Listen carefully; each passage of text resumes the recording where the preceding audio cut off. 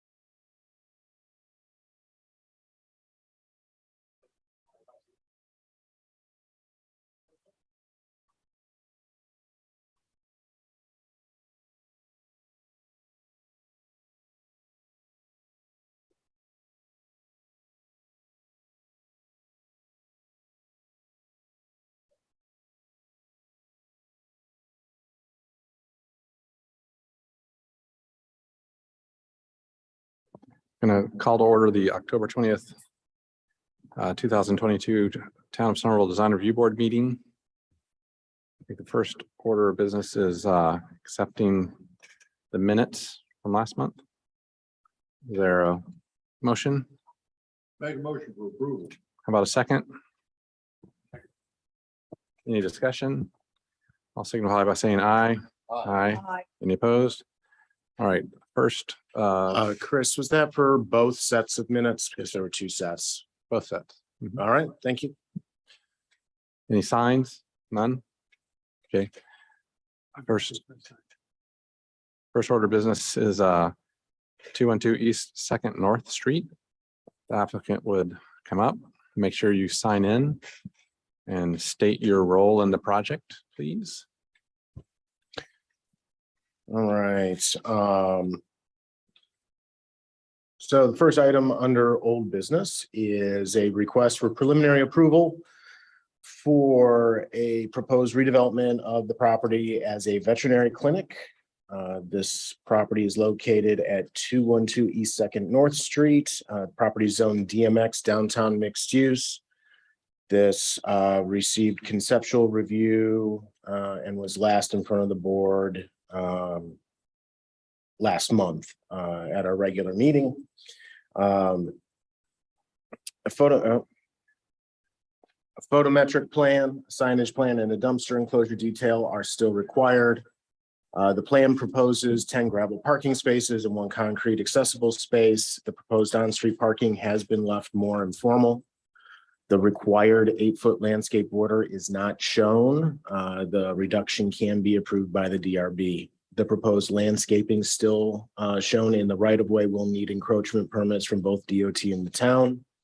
Minimum tree planting size is 3-inch caliper. The planting plan calls for a northern red oak and trident maple. Both species would be outside of their natural growth range. Black tupelo are more suited to swampy areas, would not be a good choice unless this is a wet location. Staff suggests southern red oak, willow oak, swamp white oak, or a tulip tree. Screening shrubbery should be evergreen materials. The parking lot adjacent to Gum Street is required to have a 3-foot screening wall per section 8.5.2D, and this is still not shown on the plan. The proposed sidewalk is cutting through the critical root zone of the 2 trees on site proposed to be saved. Staff suggests investigating an alternative route with less impact on the root zones of those trees. The proposed building meets required setbacks. DMX does not require on-street parking to be provided. The proposed building is a one-story building that does not exceed the maximum height permitted, and architecture includes, I think, a standing seam metal roof, horizontal siding, and porches. To go to the site plan, that's existing conditions.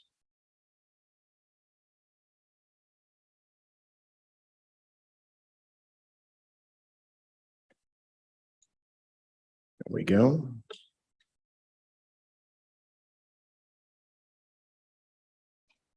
Excellent.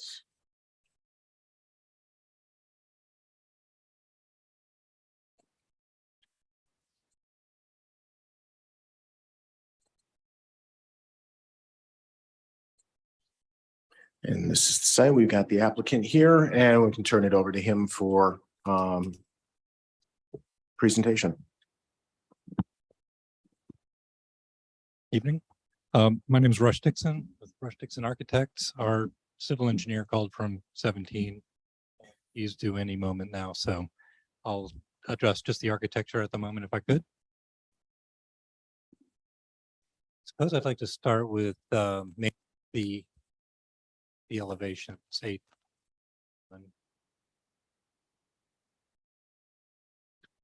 Yeah, I think I wanted to, I'm basically representing what we presented at conceptual last time, which was just the two street front elevations, the Gump Street and the Second Street elevation.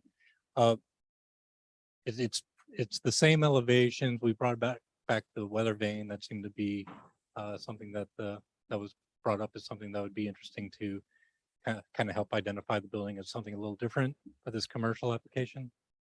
The other thing you might notice on the right side of the Second Street elevation, kind of the appendage on the end, the roofs, the way the roofs worked out, it worked out better as a shed roof. It used to be an extension of the main gable going left to right there. So the roof plan might explain that a little bit better. But for the most part, everything has kind of remained the same. And let's see, the other two elevations on A202. This is more or less the side alley elevation.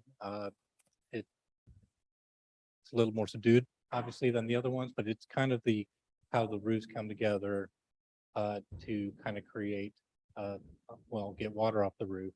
And then on the parking lot elevation, you have your just a basic gable coming towards the back, and you can see the stairs.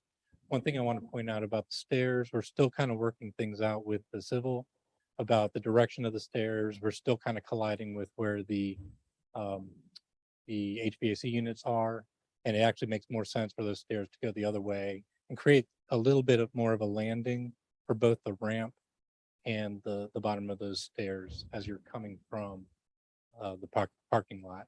And maybe if we look at the roof plan, that might explain this a little bit better. Yeah, so the right side is the bottom right is the corner, and breaking down the mass the way we have it, you're kind of left with this this geometry of trying to get the water off the roof. And you can kind of see how everything kind of resolves at the top and kind of created that shed roof on the building I had described before. And kind of on the parking lot side, I described how the ramp and the sidewalk kind of come together into a simple landing. That kind of resolved itself there. The site or landscape plan might explain that a little bit better and how the tree becomes integrated with everything. It might still be without a civil engineer, but that's the, hey, there he is. So those are the basic adjustments we've made to the architecture. So if there are any comments on that, or we can move into some of the civil and site design items. I had one question. Staff comment said it was a metal roof. Yeah, I should have mentioned that right off. The comment was that we had changed since the last time to use a shingle roof. We were aspirational at the time. We know cost is an issue, and we we just want to see if we can pursue this option with the asphalt shingle. Probably just a charcoal color. I should have been more specific. I was talking about over the windows. There's some standing seam detail there. I was not being implying that it was for the whole roof. Yeah, we did on the smaller scale ornaments. We did keep standing seam out. To me, it seems like the metal roof is kind of it's definitely, I don't want to say standard for that neighborhood, but looking at all those houses, there's a good many of them that do have a metal roof. Considering that this is a cottage, I think I would look more favorable to a metal roof than I would a shingle roof, but interested in seeing what the rest of the board says, and we can bring that up again before we wrap it up, but if you want to get into the site, that'd be great.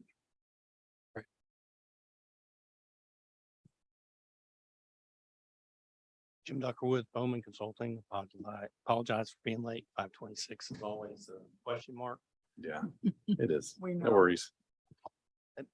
I think we did what you guys had asked last time, taking the parking out of the DOT right away. And we know landscaping's not going to be allowed there. I don't know if there were any other specific questions or concerns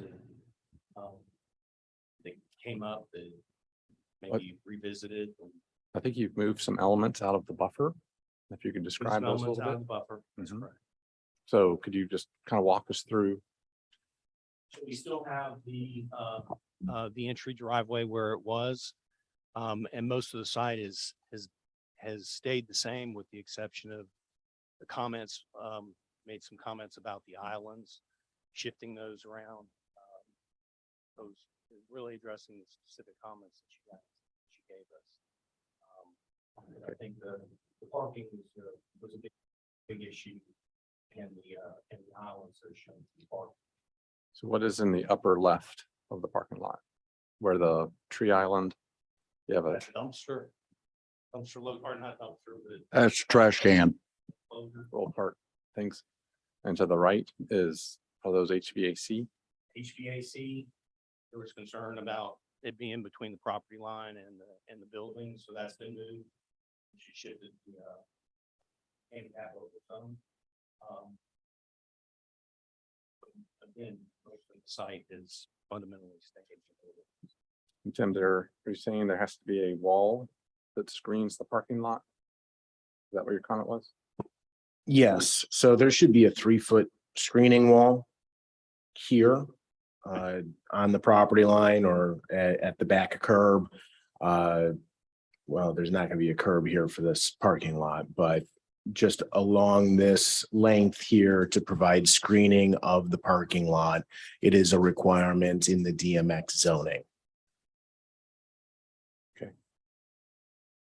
Is there a concern about how the back end of where cars back into that little T? Is there a concern about that, the proximity, how close it is to the property line? Technically, this also would require the 8-foot landscape border for parking lots and for parking spaces and drive aisles that constitutes a drive aisle. So they're encroaching into that. That would be something that the design review board would need to approve that reduction. I don't believe this here meets that 8-foot as well. And when I rescaled this down to fit into the packet, it threw the scale off. So it was telling me it was only a foot, and I know that's not quite right. That being said, here, and here would require an 8-foot landscape border per the requirements of landscaping in parking lots. But not where the building is on the planned north side. That doesn't have to be 8 feet, right? That's correct. DMX allows for a 0 setback. So there would be no requirement for landscaping in those areas. I would think 5 feet is what the ordinance used to allow, or used to have as the code minimum. I would think 5 feet. would be 5 feet reasonable is still required in our general business zoning. Okay. Would be the minimum. Obviously, that is not the same. It's a different context. DMX is essentially more downtown urban, hence the name downtown mixed use. Technically can go property line to property line. That being said, they are showing approximately 5 feet there. It is possible to fit some landscaping in that location. Okay. With the exception of the plan left.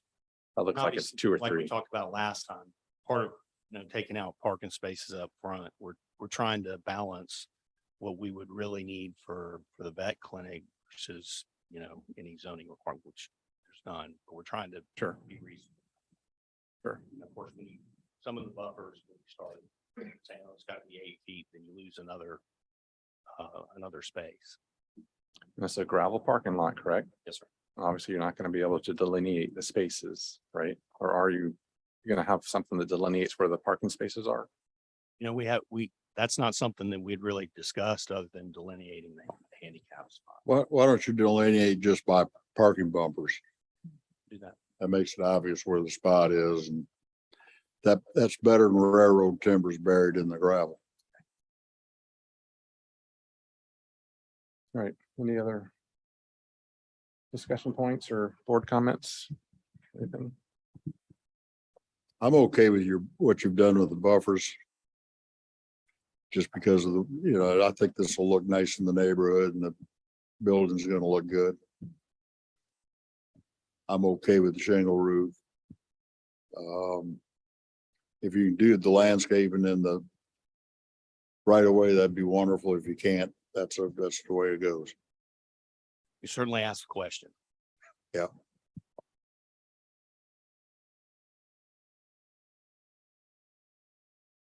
Any other comments?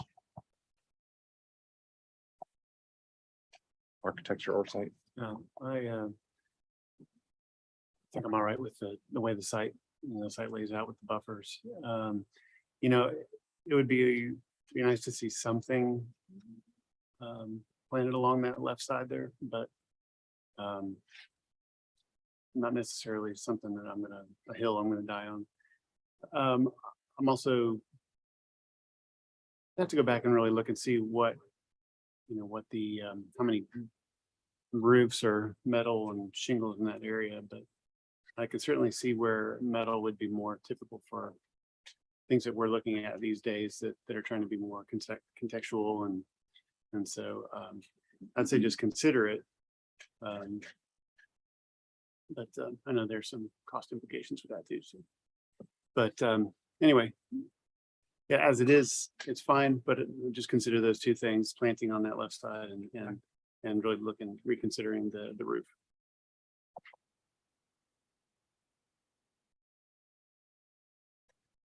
I don't really have any comments. I think it's good. I love that part of town. I think that part of town is going to see a lot of growth and change over the next 10 years. And I think this project and another by an architect who we won't name really set down a good new precedent for future projects to look at. I think a lot of those properties are going to get redeveloped through time, and this is a really good example to point to and say, well, do that or better, and that'll make our role a lot easier on the board. I would agree with that, except I would advocate for the metal roof because I think it's more historically accurate in context. And as the properties are redeveloped, I would rather see more metal roofs moving forward than shingle roofs moving forward. Because once we start losing metal roofs, we kind of lost a little bit of our contextual history. Okay, they're asking for preliminary approval. Someone would like to make a motion. Make a motion for preliminary approval, but I'd also like to look at the roof plan again, because I think this roof is so complex, metal's gonna be almost impossible without leaks. You got too many caps, too many valleys. It's just not straightforward like most of these other buildings in the area are, like typical metal roofs are. All right, is there a second? Second. Okay. Is there, before we vote, is there any other discussion that needs to be had by the applicant or the public or staff? I did want to address the location of that proposed sidewalk. When we're looking at it, here is fine coming across to adjacent to the property line. But when we cut through here and here on these two trees, this tree is going to have a much greater impact from that sidewalk. We're talking at least 50%, if not 70%, or maybe 60% of that root zone for this tree that they're intending to save. If this could come down and stay out of that root zone, this would have a much better chance of surviving in the long run than it's currently being shown. Similar situation with this one. I understand that we're trying to get some of the parking here and utilize in an informal way, the way that it's been used for years, but we're also concerned about the trees. So anything to mitigate that as much as possible is your best option and would be supported by staff in that location. Why don't we work that out with the town arborist?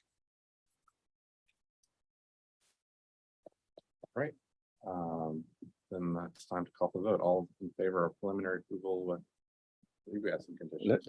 Well, let me ask, is there a reason, as much as I like seeing you, is there a reason not to give them final approval? They have detailing on the fence that they have to do. They have maybe some minor landscape changes to make. Finalize the roof. Finalize the roof is kind of a significant. Okay. I mean, if that can be done with a submittal and reviewed by us.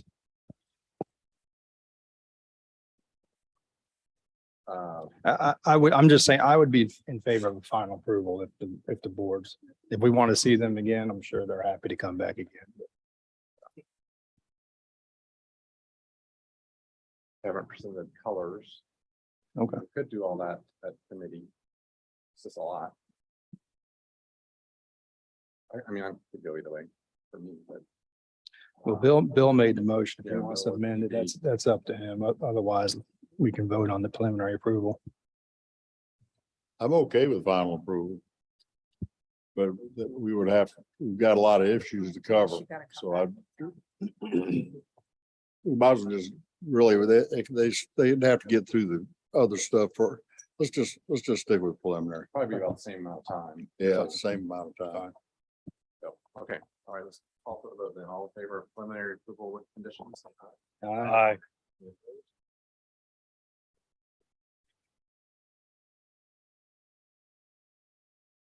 Next up is North Gum Street office. I'm recusing.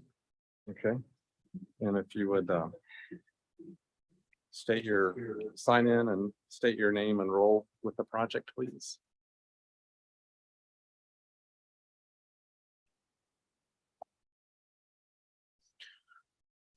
So the second item under old business is a request for conceptual review of a proposed new two-story office building on 0.3 acres. This is currently a vacant property located at the corner of East 3rd North Street and North Gum Street, property zone DMX. This was at the August DRB meeting for conceptual review previously. Following our staff's comments, a landscape plan, tree removal plan, which we actually have, my apologies, I know we have that, and a photometric plan are required. Parking is not required to be provided in DMX. The plan is showing 13 parking spaces. The applicant has removed the parking space that was previously shown in front of the building, and now no variance will be required. The proposed building meets the 35% frontage build-out requirement on both 3rd Street and Gum Street. Proposed construction will encroach into the root zones of all trees preserved on site. A plan to mitigate the impact of this encroachment should be submitted for approval by the town's arborist. Building materials include aluminum storefront windows and doors, standing seam metal roof, brick, hardy plank siding, and cast stone. Colors shown in renderings in the packet. Due to the proximity of the building to the street, no ground sign is. And that would be the same for the last project. Sorry if I didn't mention that earlier, but I'll move on. Existing conditions, there's the tree removal permit. And then here's the proposed site plan.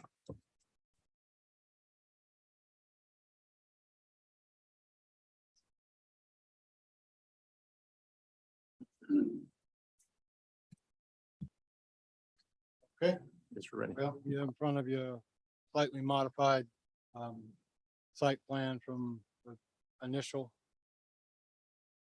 review. The 3 parking spaces coming off of North Gum, replace 3 existing parking spaces on the adjacent property. Leaving 10 on the site for this structure.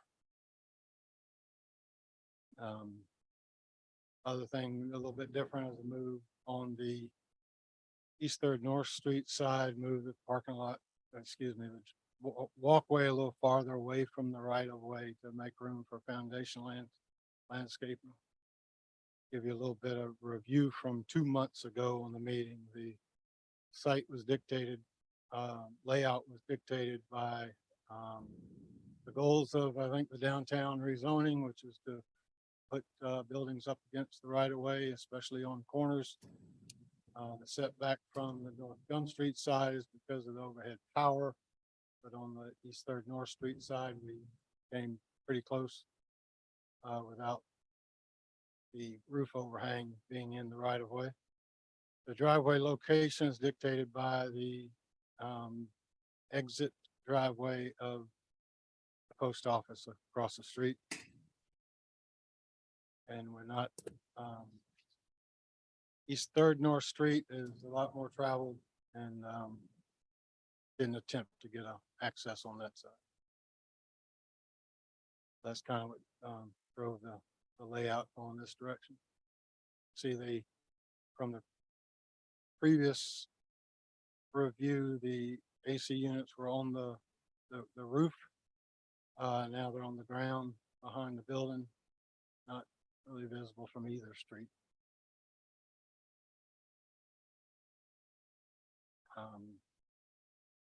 Unless you have anything else you want to hear about on the site. Elliot, are you asking for conceptual approval or preliminary? I only submitted for conceptual because we didn't have all the other submittal requirements, such as the light planning and other things that are requirements of the preliminary. Be happy to get a preliminary, but I didn't apply for it because we didn't meet all the Yeah. criteria. I don't think we can, technically. I knew there Technically, was no. one that changed. I was wondering if it was yours. That's why If I you want asked. to go straight to final, I'm good with that, but you know, probably, now stay with conceptual. I don't think because we of can because the way it's different- advertised. They'll probably be ready for preliminary and final at their next meeting. Okay, then I did have just a couple quick site plan questions at the driveway entrance. There's something to the right. What It's is, just storm drain box. We're gonna Okay. bring the drainage to there and then go to East Third North Street. okay, and then all the way up to the upper right of the parking lot?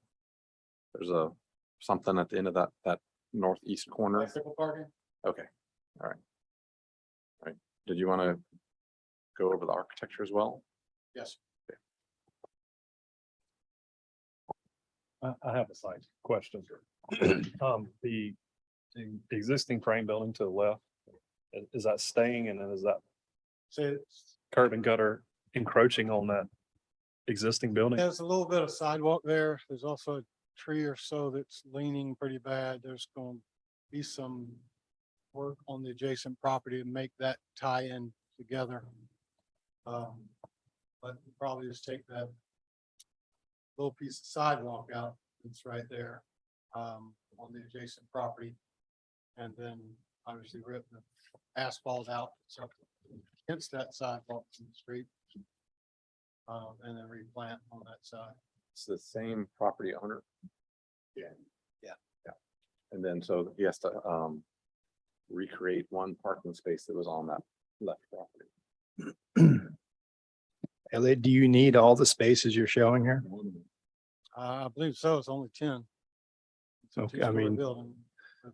I mean, that car is gonna be parked painfully close to that existing building. Could you still do what you need to do by eliminating that space closest to the existing building?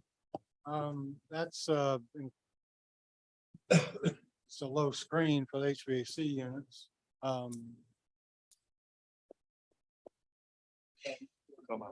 Yeah, I'm talking about where they, About one of the. Oh, The one that's sorry. encroaching. the into third sidewalk. space, the third space in. Could you accomplish what you need to accomplish if you eliminated that space? Not, what I was trying to accomplish there was replacing the 3 spaces that building's losing. Mhm. Could slide it toward the road a little bit. Yep. And create a little bit more space there. Okay. Not sure what DOT's will say about that. They've been asking for 40 feet On the for road, parking space. on the road.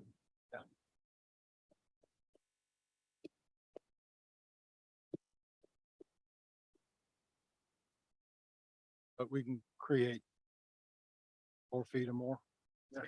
And how's the storm drainage working? Is this parking lot super elevated from plan left to plan right down to that box? Good slope from the rear toward the road and to right. So it is to inverted crown in the road, bring it down to the parking and then route it to the box over there, near the right of way, like type 17. And might run a little bit of curb along there to make sure we catch it.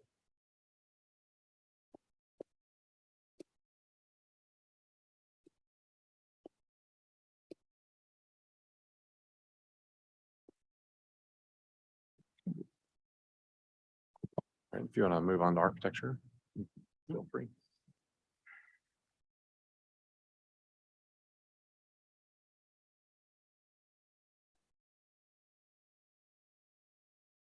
Do you want the elevations or the renderings?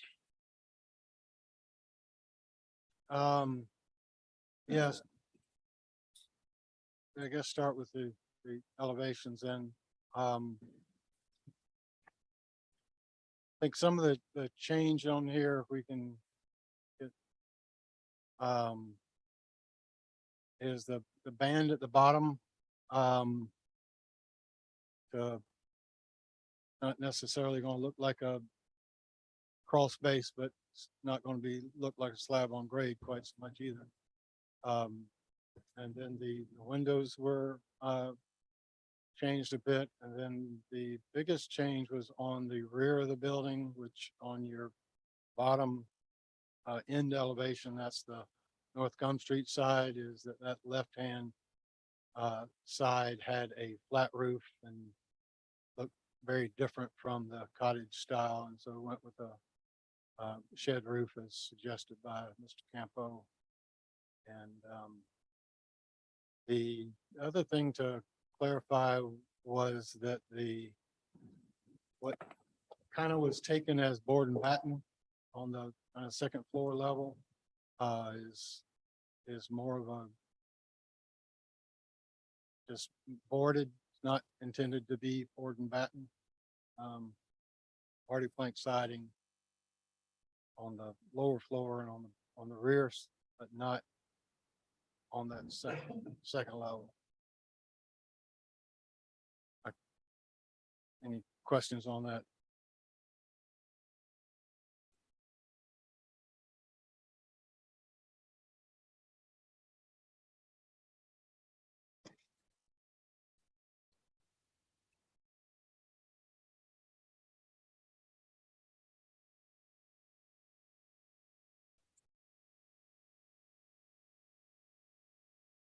You see the enclosure for the HVAC units there on the back side.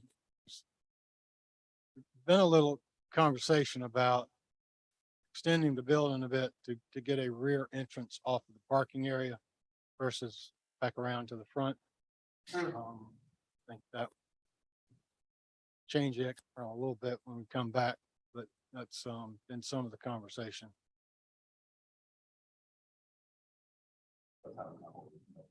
Yes.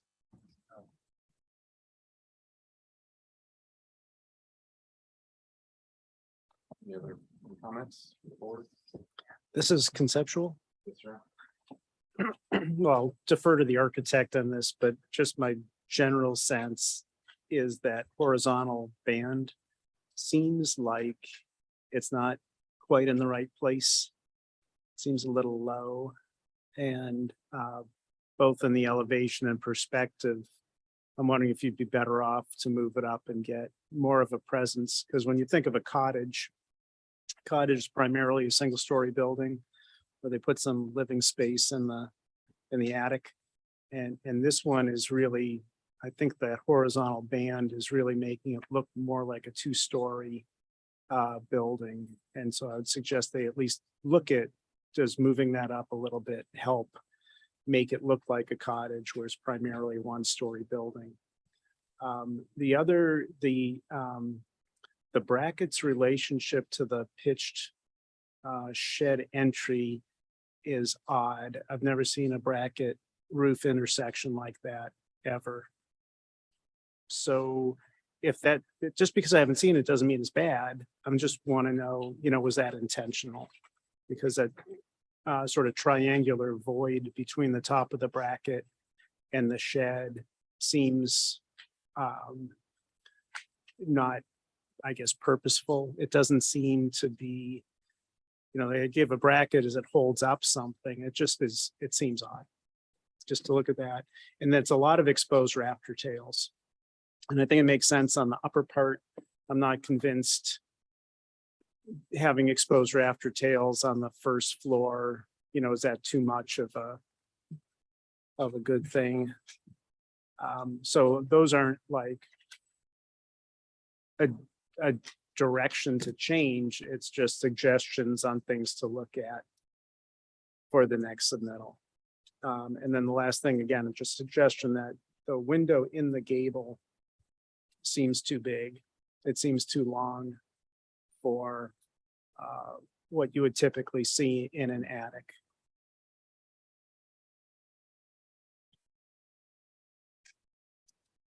Any comments on this side? I would move that horizontal upper band all the way up to the eave and let it look like a part of the eave detail. I'm okay with the rat tail rafters, but I would definitely move that horizontal band all the way to the eave of the building. And the brackets, the only brackets I see have to do with the canopies. Are there any? So I'm okay. I'm okay with the canopies and the shed roof canopies. I'm okay with that.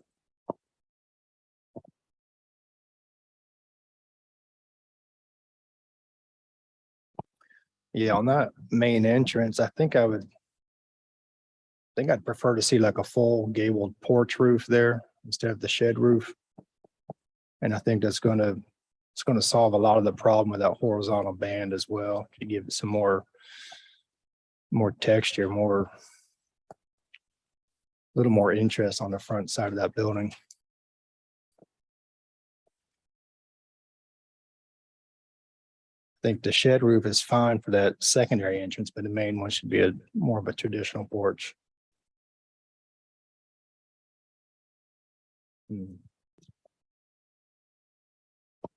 I don't know if you got enough room there before you hit the property line. Yeah. It looks like the building's a little bit close to the property line because you're gonna need a 5x5 stoop. So you need at least 5 feet to the property line, and I don't know what that dimension says right there, but it's Doesn't come out any more than that shed roof does. well, the shed roof is encroaching the property line, I think, if you look at this plan. You mean just over the door?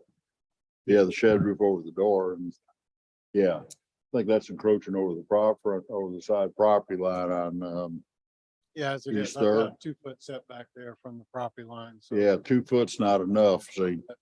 And you need a platform to enter at least 5 by 5.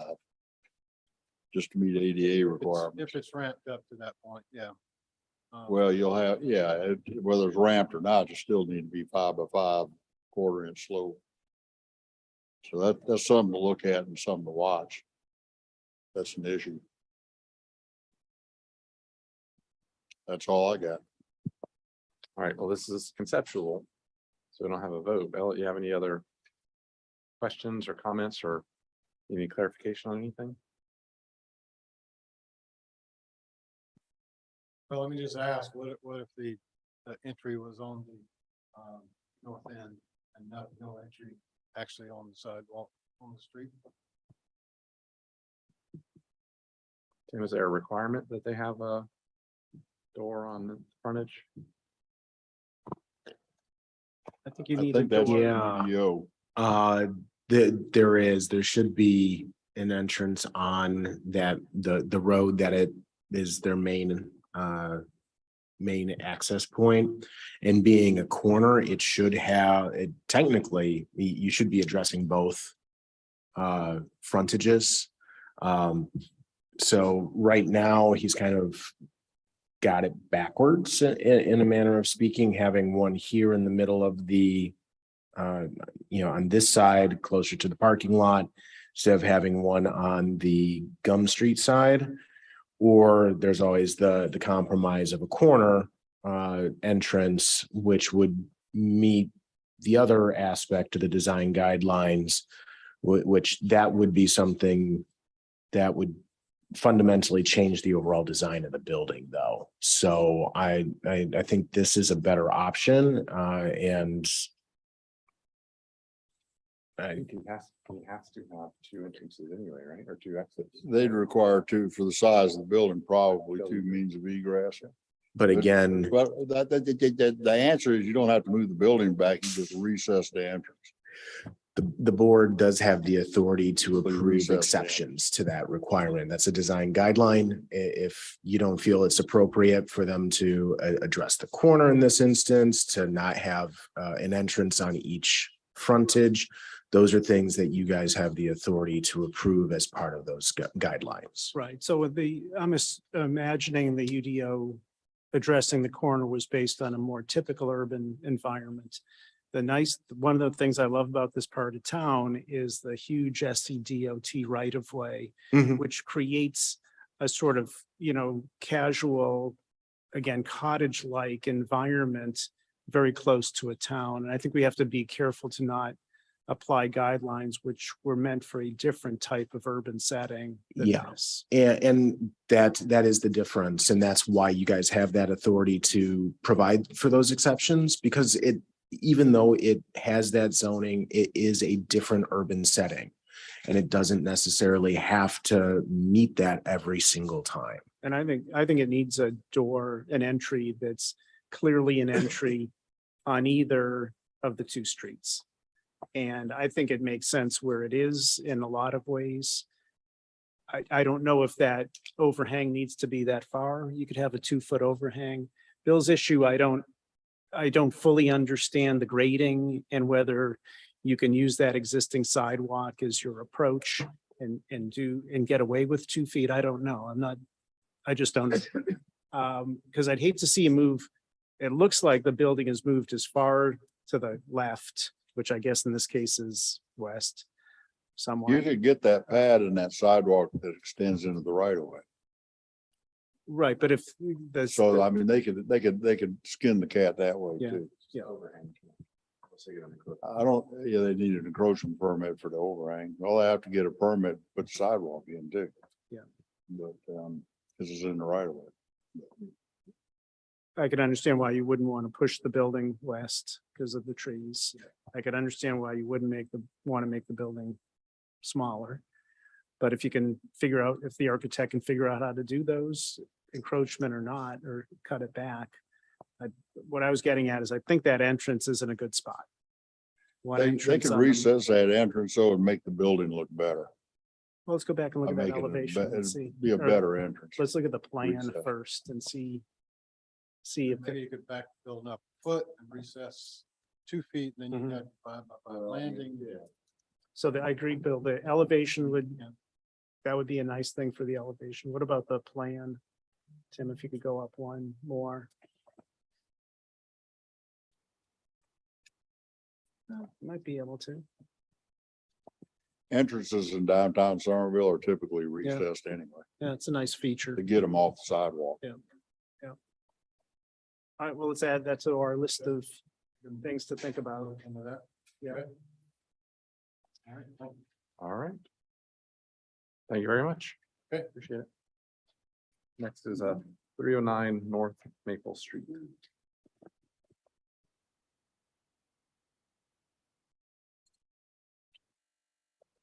The third item, third item on under old business is an application for final approval for a proposed new multi-tenant commercial building at 309 North Maple Street, property zoned LI Light Industrial.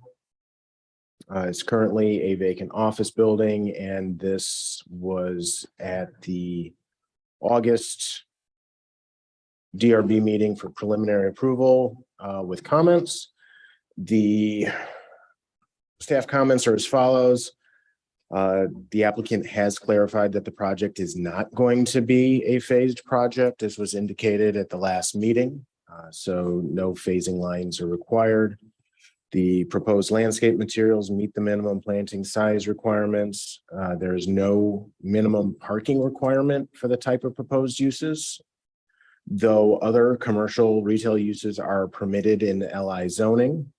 This plan proposes 118 parking spaces for 54,000 square feet, which is approximately 2.18 per 1,000 square feet, which is above the general commercial / entertainment requirement of 2 parking spaces per 1,000. This is an increase from the prior submittal. 6 bicycle parking spaces must be provided on site. A tree removal permit has been applied for, and Tree Protection Board has reviewed the proposed plans. At their October 10th meeting, the Tree Protection Board gave approval for the tree removal shown in the packet, with the recommendation to restudy preserving the 18-inch live oak and to concentrate on preserving the trees along Elks Lodge Lane as much as possible.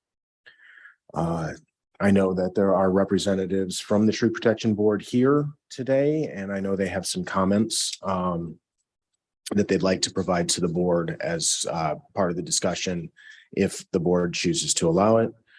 Staff does not recommend the use of the October Glory Maple, Ginkgo, or the Linden.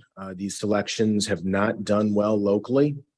A minimum 5-foot foundation planting area is required across the fronts of the buildings, and this should be planted with either 2 small maturing trees, 10 shrubs, or a combination every 40 feet of frontage. A mix of shrubs across the fronts of the buildings would provide better visual interest with different colors and textures of plants. Photometrics and a sign plan are required to be submitted. And architecture includes a mix of materials. The proposed buildings are 21 feet tall. So, I had a question before we start. yes, It's listed as final, yes. and from my point of view, this is the first time we've seen this project, meaning a 3-building development. So I'm going to say, from my point of view, again, I'm only one person on the board. Board can still vote, but I would not vote for final the first time we see a project. Is just a general rule, whether I like it or not. In this case, I do like it, but it's just, we can't go from 0 to final. I don't think we should go from 0 to They've final. been here before. They've been here before. No, as one building, No. as one building, It was. They phased did before. present it as building. Yeah, I know, but it was. just phased. the one Second- parallel to North Maple. So when you go from, my point is, when you go from 1 building to 3 buildings, it is a new project. Now, you can agree with me or not. I'm just telling you that's how I look at it. Fair enough. Thank you. Tim, could we hear from the tree board first? Because Sure. I think that could dictate site planning and that sort of thing. Absolutely. Gentlemen.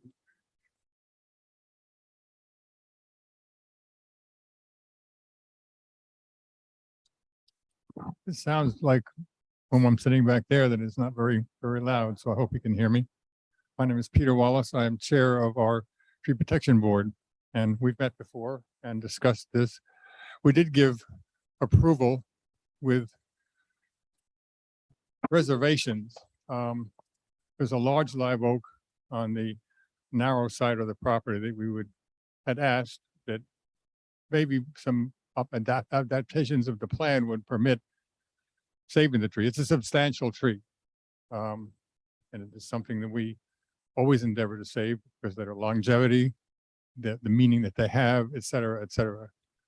On the Elk Lodge Lane side, there is a fairly decent established row of pine trees that ostensibly is going to be saved, but it's only going to be part of a 15-foot buffer or clearance area upon which the foundation would begin for the rest of the buildings. And we're talking about the far side here now with the largest unit.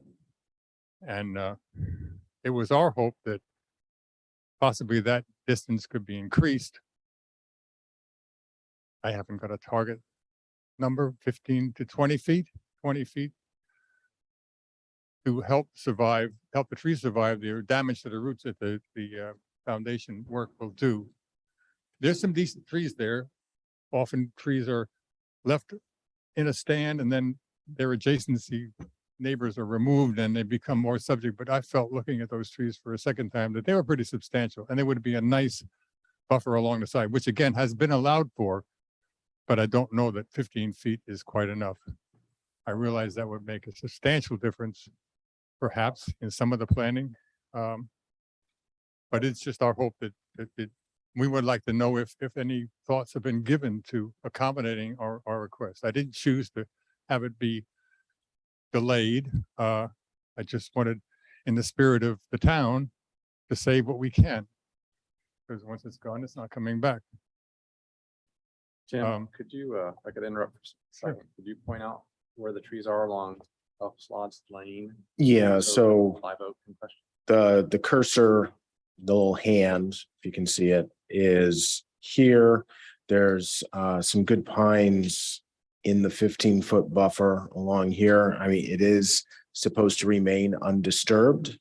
So those that would be within this area here, which are not indicated as being, needing to be removed, which are all here shown with the X. If they could, there's some right on the edge that would be impacted by these parking spaces here. And again, I would point out that they are over on their parking requirement. So, it is as approved by staff and the design review board as to what the parking requirement would be in the LI and the proposed type of use here. And then the live oak, I believe, is over here.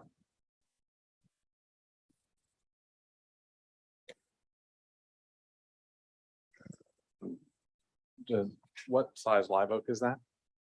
It's 30 plus, I think I recall. What kind of condition is it in?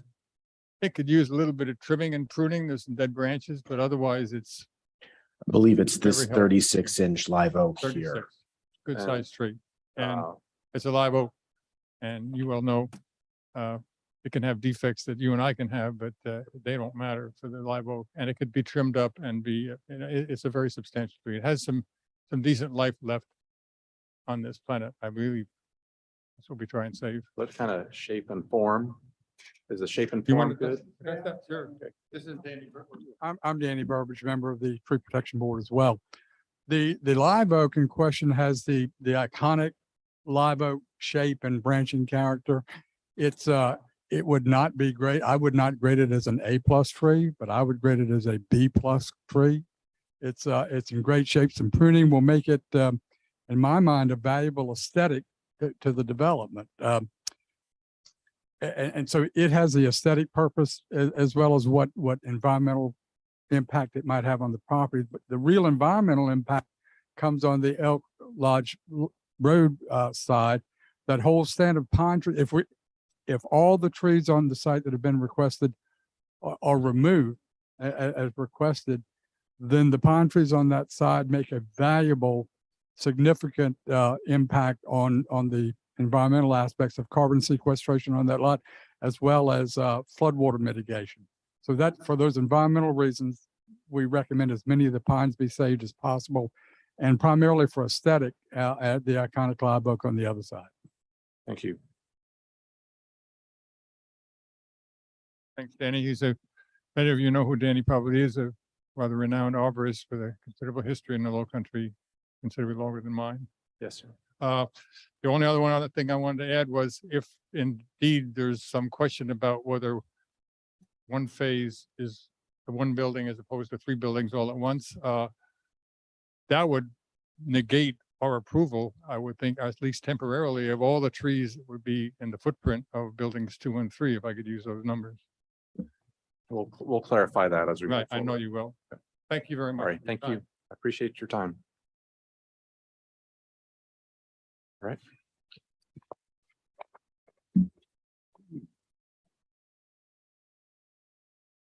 I'm Greg, by the way. I think you two gentlemen were not at the last meeting. Nice to meet you.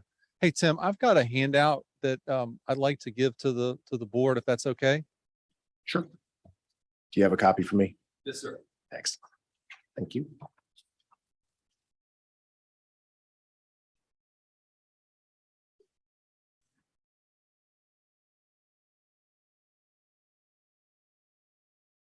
I thought it would be easier to present in a way that I really just went off of Tim's letter here with the comments from the last meeting, because I wanted to address everyone's comments directly and specifically.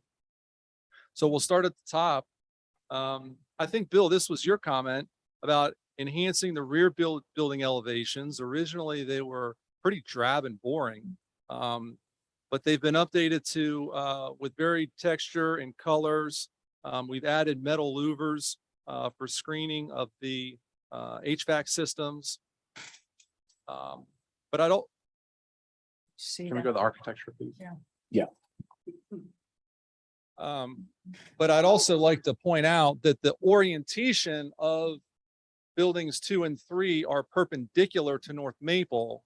So it would be really a physical impossibility for someone to be able to view the entire rear of a building based on virtually any angle, because 2 buildings are parallel, 1 is perpendicular.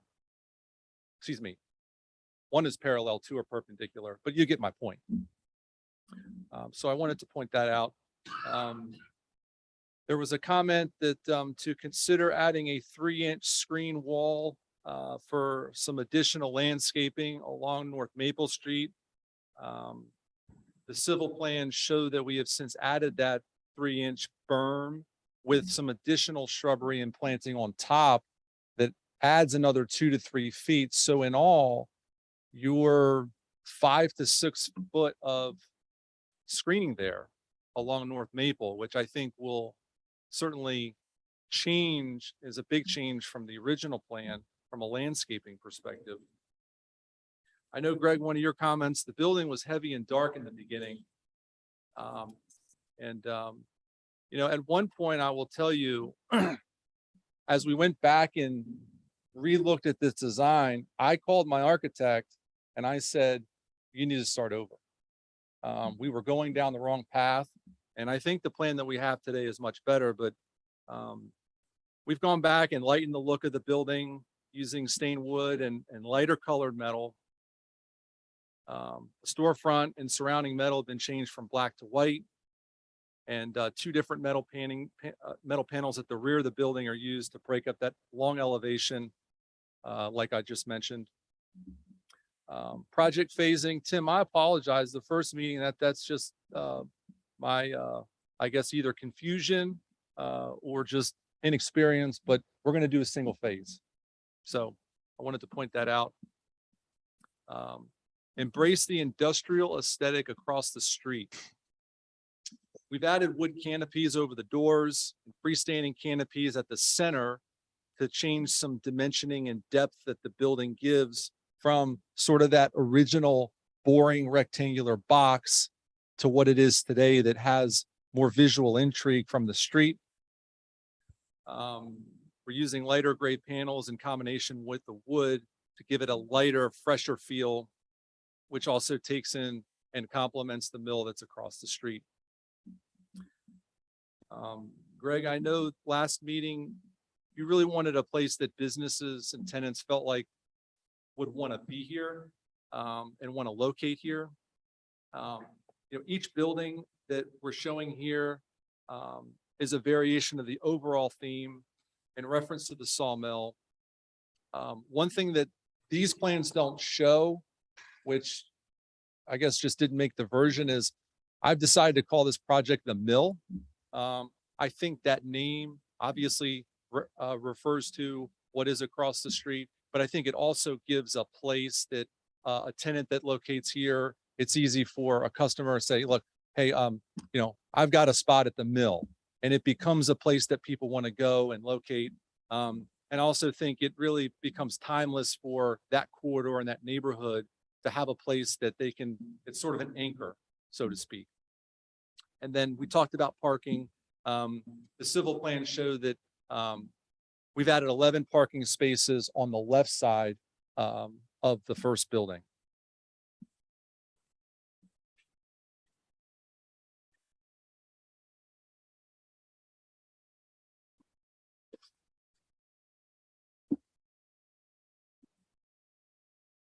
If you could you walk us through the material selections on the building, or maybe what the inspiration was for the building? I know it looks like you have wood, maybe metal panels. Sure.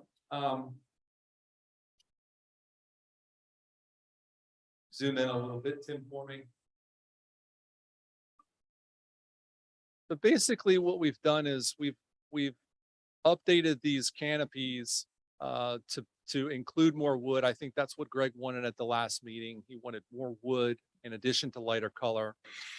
So we're using a lighter color with some of the metal panels behind those canopies to provide some contrast and backdrop for these buildings that face, for all the buildings for that matter. In addition, we've added sort of the stepped out canopies at the center to sort of break up that long elevation and create what amounts to sort of separating buildings. And I think that was one of the challenges with the first plan, was that you saw a rectangular box that had essentially 9 highlighted storefronts. Okay. And I think it was just very stressful on the eye. In this case, if we could go to Tim, the sort of a head-on perspective. What I was trying to do here was keep the same length of the building, but do it visually such that it did come across as two distinct, there you go, on the upper left, that it did come across as two distinct structures and break up the front elevation there. Can you describe, there's it may not be on this drawing, but I know I saw it, but there's brackets that come down kind of in a V. And I think those are holding up.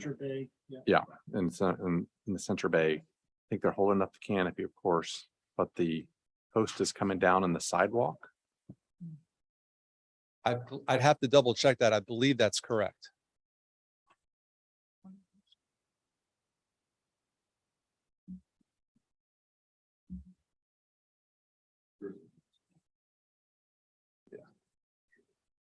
Yeah, can you scroll the, can you move to, I think maybe a side elevation that'll start to show that?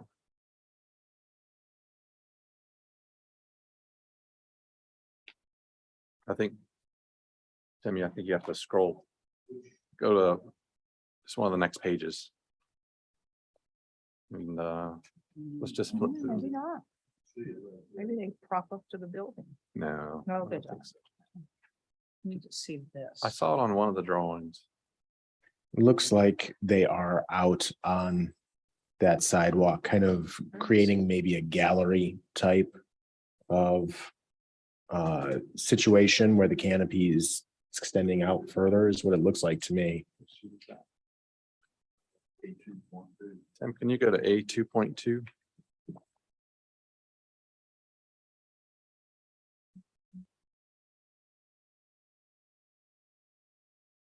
There you go, you can see it there. On this screen, this is pretty dark up there. So, yeah, Let's see. Yeah, so Chris, part of the instruction that I had for my designer was that I felt like these needed to come out further and cover the sidewalk. In addition, I felt like there was a very useful component of it, obviously, when it rains, that you're standing under a larger covered space. And so I just felt like it had more functionality. So it definitely projects over the sidewalk, the roof, which is fine. I mean, I don't see any issue with that. It's just, I'm questioning if it's good for for it to return into the sidewalk, if that's, Instead of maybe into a base. Yeah. That sits on the sidewalk, or maybe it shouldn't be in the sidewalk at all. but it's kind of like a colonnade. You go to Europe and you can walk under the columns. It's interesting. I Okay. think it's kind of an interesting idea. I agree the way it meets the sidewalk might need some refinements. But I think as an idea of Well, walking under it. This whole design is basically an improvement of what we approved for Mr. Pratt next door in his last phase. Yeah. This first phase doesn't look as good as the second phase does. And this looks a little better than the second phase does. So we've been stepped up a little bit with this beyond what we approved for Robert last time. Yeah. And Robert's looks good. This looks better. I'm not saying I'm opposed to the way those columns return. I just wanted to point it out and just have the discussion. Yeah. One of the issues I am questioning is, and it's really more reflected on the site plan, is there's just a very thin strip of landscaping between the parking lot and the building. I don't think it's 5 feet. I believe 5 feet is the code minimum. I prefer to see 10 so that you can get some small trees in there and break up the building. But Tim, could we go to the site plan? Yep.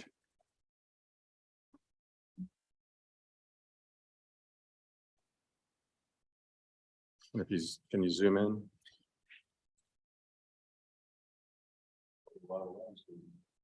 That's sidewalk. Yeah. So it appears to be maybe 3 feet, I think. It's about the size, a little less than the size of the door, Yeah, so maybe 30 inches. and it would be good if the plan showed the roof overhang so we could understand how that works, because they just don't match. So it's just a lot more helpful if those roof overhangs show so we can see where those canopies go in and out. The sidewalk looks like it's either Might be. versus Okay, Do you know, or can you? if that's the case, is it a matter of just making a 5-foot sidewalk and the rest plantings? Maybe. And then you wouldn't have to redo the parking. You have to know where the posts are coming down. Yeah. I think it's something they just need to study. And then if we can go. I think it, plenty of stuff on there. Tim, can we see the buildings that are perpendicular? It'd be good to show. As Hart just said, nothing's growing underneath the canopy. So we need, I don't know how far the canopies are covering left and right or extending out from the building. See that? So it'd be good on the plan here to show the canopies. How much they're extending out over the sidewalk. Well, and there are plants that will grow under canopy, but it may not be the same plant that's growing under the full sun where there's no canopy. You'd have They to would pick. need to- Yeah. Some Look at growth. that. And then the buildings that are perpendicular, I'd like to, there's no landscaping there. It's just asphalt and concrete and then building. And I think there needs to be something along those ends to soften the view from Maple. Because that is highly visible. On the south side, I don't think it'd be necessary, but on the north side, plan north, I think it would certainly help.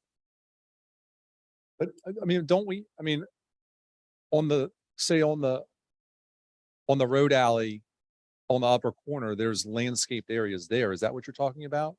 Or you're talking about the actual front facade of the building going Like all the way down? foundation, The Foundation. 75-foot end of the building yeah, the foundation. facing Maple Street, foundation planning between the sidewalk and the Understood. building. Got it. You got two elevations that would, the one building on the left, not so important because the end wall doesn't face Maple Street. But the other two buildings have end walls that face Maple Street. And we could take care of the tree issue too by taking those parking spots away in the back of the right-hand building and putting them over in that block of land that doesn't appear to be used or usable in the left part of the site.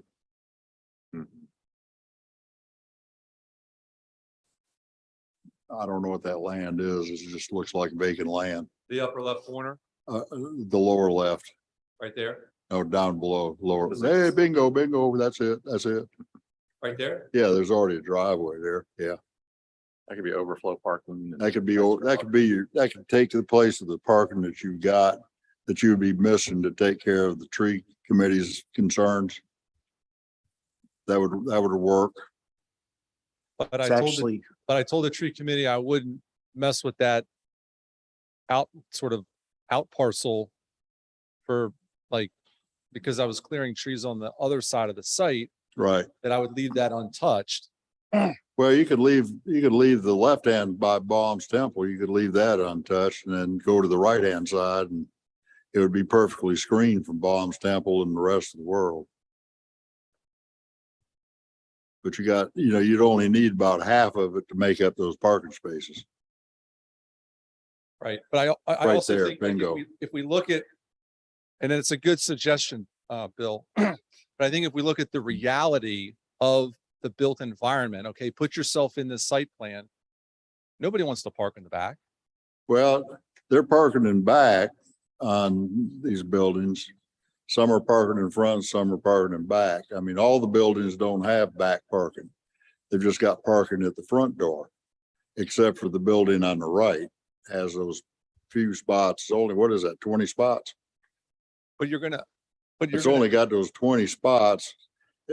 And there's no telling what that building is gonna be because you don't have any interior walls shown on that building. Looks just one big open box, whereas the other ones are developed into office space in the front and storage in the back. right, it's all the same, it's all the same context. But I think, Yeah, I would think think so. the idea of swapping parking from one portion of the site to another portion of the site is a very good idea. My point is that in this context example, okay, you've overparked the building on the furthermost, left of the site. Okay, so they have an abundance of parking. And then the building on the far right, okay, when I go to lease it, tenants go, well, great building, great project, Greg, but there's not enough parking here. And nobody wants to park in the woods behind the first building and then have to walk all the way across the site.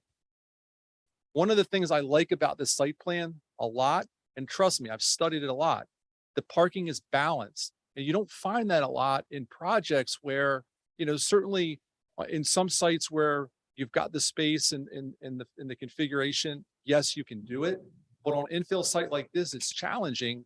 And, the one thing I don't think the board wants is to approve a project where you No rear constantly, parking. once you have No rear parking parking. problems on a site, you always have parking. No, problems that's on the end site. parking. Because you're not gonna go rip Oh, it up that's or rear. change it. It's done. I think we're gonna have to go with the tree committee though, and not let you take those trees. So there's another area down below that building we're talking about that you can't see on the site plan. I don't know what that land is, but you have more residual land there. Come on down to the right, bottom right-hand corner, Tim. There you go. You got a pond there, looks like. Yes. Yeah, you could use parking there. Park in the pond. Fill it in, don't dig it. Just don't dig the pond there. The other option is there's a whole lot of building on the site. So that rightmost building could be smaller. And you could put a parking lot over, I don't know, 3 bays or whatever it is. And it would get you kind of a parking in, it would get you parking in the lower right. You could put parking just like you did on the upper left or around that first building that's got more walls in it. You could copy that model and put it at the end of each one of these long buildings. So to me, it's like it possibly could be overbuilt. And that's why the parking is getting kind of shoehorned into becoming a challenge. And the other thing to talk about is the live oak on the upper left. Did y'all consider that live oak when you were doing the site plan? Because I think at the last meeting, the live oak was just shown to be removed as well. So can you address that existing live oak? So the timing of this submission was prior to the tree protection board meeting. So what you're seeing in front of you was based on me not having gone to that meeting. I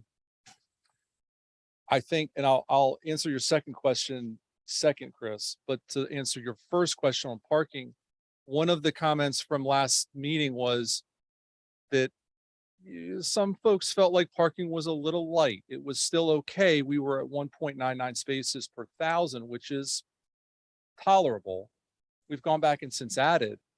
So I think I've certainly met the ordinance, met the spirit of what we're going for here.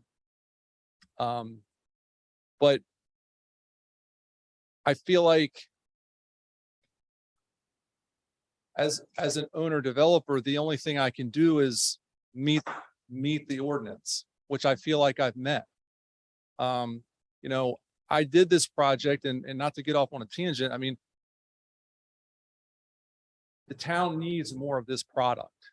And I'm the first one to say that we need to save trees. And I understand that, but this is also a neighborhood that's seen virtually no investment.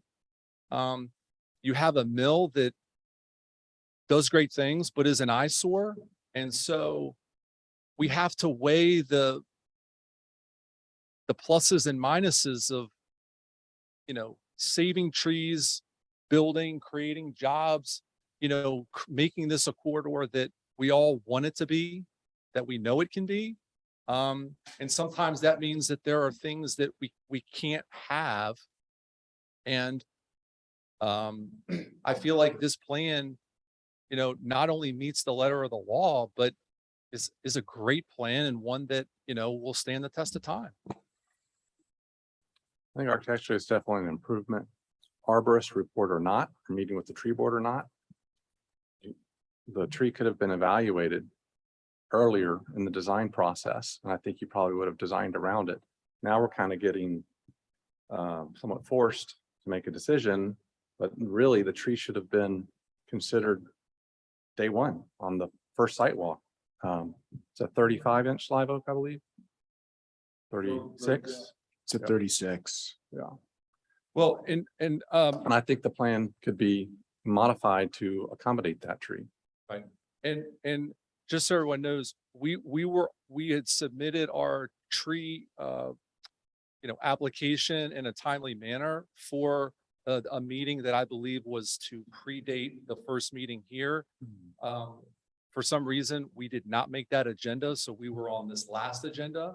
That was through no fault of myself or anyone on my team. And I'm not pointing fingers, just life happens. But I just wanted y'all to know that it's not like my guys are asleep at the wheel. It's just, you know, it didn't get in. Sure.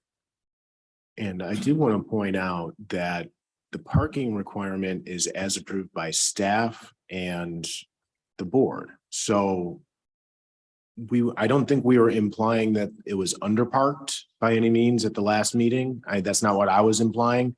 I was trying to highlight the fact that it was very close to what our standard commercial parking requirement would be, which it was at 1.99 per 1,000, and our minimum parking for most commercial is 2 per 1,000. So, I mean, it was right there. It wasn't implying that it was below any standard. Now it's exceeding that standard. So there is, I mean, if we're targeting our commercial parking requirements, there's some leeway to lose some of those parking spaces that were added to meet the perceived notion that it may have been underparked and bring it back into a better balance with that parking requirement and potentially lose some parking spaces on that side to address the request of the tree protection board to consider that. And if we get that balance between those, maybe it's something we can work on in that location to address that side of it. The live oak is something else that I'm going to leave up to you guys on suggestions. What's the required buffer along the right? That is a 15-foot buffer. They are showing that they have that. So it would be more of balancing what the tree expert was saying would be better off with maybe 20 feet to provide a little bit more room for the trees to have their existing neighbors remain.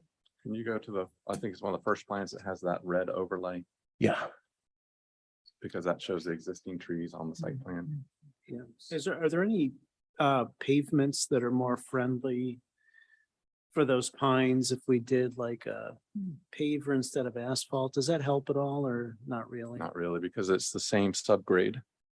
You know, they excavate, put the ROC down and then put. Yeah, I was just pervious wondering if there's a paver on. way, anything you could do so you're not excavating, but putting, even if it were like, I don't know, those geotextiles or something that would. Well, it wouldn't make any difference, Greg, because they're cutting the trees down to put the parking. Well, yeah, I think Are the they? compromise, I think the No, compromise. no. Whoa. Let's take a step back. I thought the 15-foot buffer allowed you to keep those trees. No, they're not even, So those are coming down. Yeah. Okay, I misunderstood that. I think the compromise position on parking is, say, from the dumpster up, eliminate that handful of parking spaces altogether. And that would save at least that cluster of trees. The worst case scenario or best case scenario, depending on what side of it you're on, is eliminate all those parking spaces. But I don't see a lot of pine trees in the buffer that are being saved, because realistically, on that right-hand side, kind of the upper right where those 3 pines are, that's too close to, it's saved on paper, really. So those aren't really being saved. So they would need to be shown as being removed. So I would advocate, instead of buying a couple feet or 5 feet or whatever, let's eliminate at least a handful of those parking spaces to save that cluster in there. Well, would it be better to save the oak? I think they can do both. Or at least they Yeah, can. I mean, a pine is, they call it a tree. Pines are weeds. And, Yeah, but- and an oak is a tree. And, Yeah, but the pine is sacred. That's the town motto. And it's does it say that? used to say it right there, Yeah, good. somewhere on your. I think that I agree with Greg in that the challenge of good development is balancing.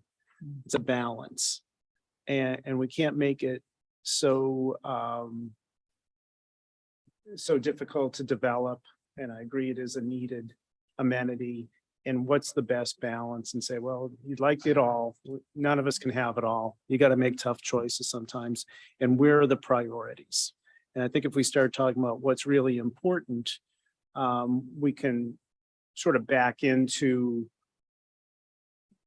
you know, how many spaces do you really need? And I'm less about, in this case, you know, 2 per 1,000 is a good general guideline. I would look at this development and say, how many spaces do you need to rent one of those units? And what does that come through? So They can eliminate 9 of those spaces, like Chris just said, and put them at the end of the building. There's room there to put 9 spaces. 9 times 9 still is 81. Okay. You got a 75-foot long building. There's plenty of room to put those parking spaces at the end of the building. Eliminate them from the dumpster up to the island that's shown, and then leave the other parking spaces because they don't, you know.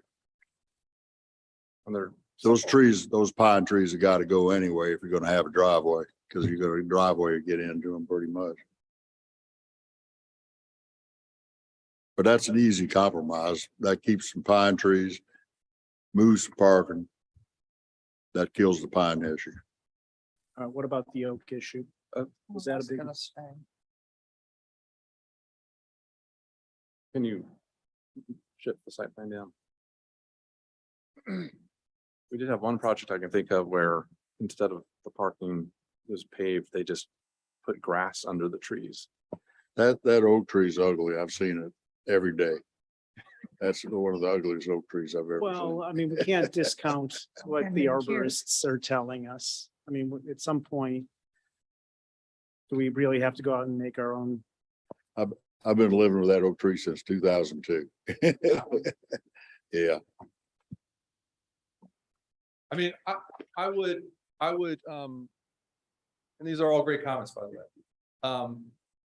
All of us drive up and down North Maple. I think what you see today will look nothing like it will after the road is widened. And the one thing we need to keep in mind, you don't necessarily see on this tree plan, is there are much larger trees, much prettier trees. There's over a 40-inch live oak that's going to get gutted on my property as part of the road widening. So I understand there's an element, widening on your side, I think. pardon me, It's all widening on your side. I believe so. But if you go, and I've gone through it because when I bought the property, the town had just purchased a strip of land. So I was looking, and there are at least 5, maybe 6 trees of that quality or greater that are getting scraped as part of the road widening. So I understand the public element of road improvements and such and right of ways. However, you know, we need to, I think, keep in mind of what's coming through here, what this property is zoned. And at the end of the day, whatever I take down, I still have to mitigate by the letter of the law. So, you know, I'm not, it's not cheap. All right, can we go back to the buildings? It looks like 2 of the buildings look the same footprint, but then the third one looks like it's significantly bigger. Is that correct or no? Yes. Okay, so what does the longer building look like? The longer building is going to be basically in the same architectural design as the first 2. Is there a drawing of it? There should be one in there. We can certainly get you more details on that, Greg. It's just for final approval. I hate to approve something that we don't even have a drawing of. We can't. So I think if for the 2 that are the same, I think we could comment on those. I Look at 8.2.5. It shows you it's the same as the others. okay, let's just go look at that. 2.5.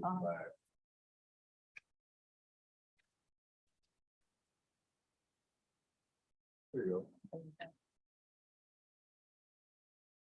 Well, I don't understand your point, Bill. Where is the building that's, I assume 12 bays, 13 bays? Yeah. Where is that building elevation or perspective? Tim, are you going to That's an 2.5? That's right, I'm going. Okay. It might have been exterior elevations only, Greg. I'm just not seeing anything on it because it may look fine, but you know, we really need, if we're gonna do a final approval, we need to have, It's gonna look the same as the other. Bill, something that's 50% bigger, doesn't look the same. Same roof. I just don't think we need to do that. This is a design review board. We approve. No, well, we're drawings. approving the other buildings and they go lie and die, and this is gonna go lie and die too. I don't know that. It may not. We've got to see something. If you're going to suggest the design review board is going to approve based on words instead of drawings, I think we have to talk about that. I just Look don't at think that's what 2.5. review boards do.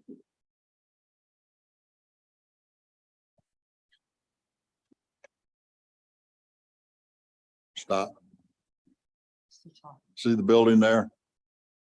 Upper drawing. That's the rear of the building. The rear of that building looks just like the rear of the other buildings. What does the front of it look like?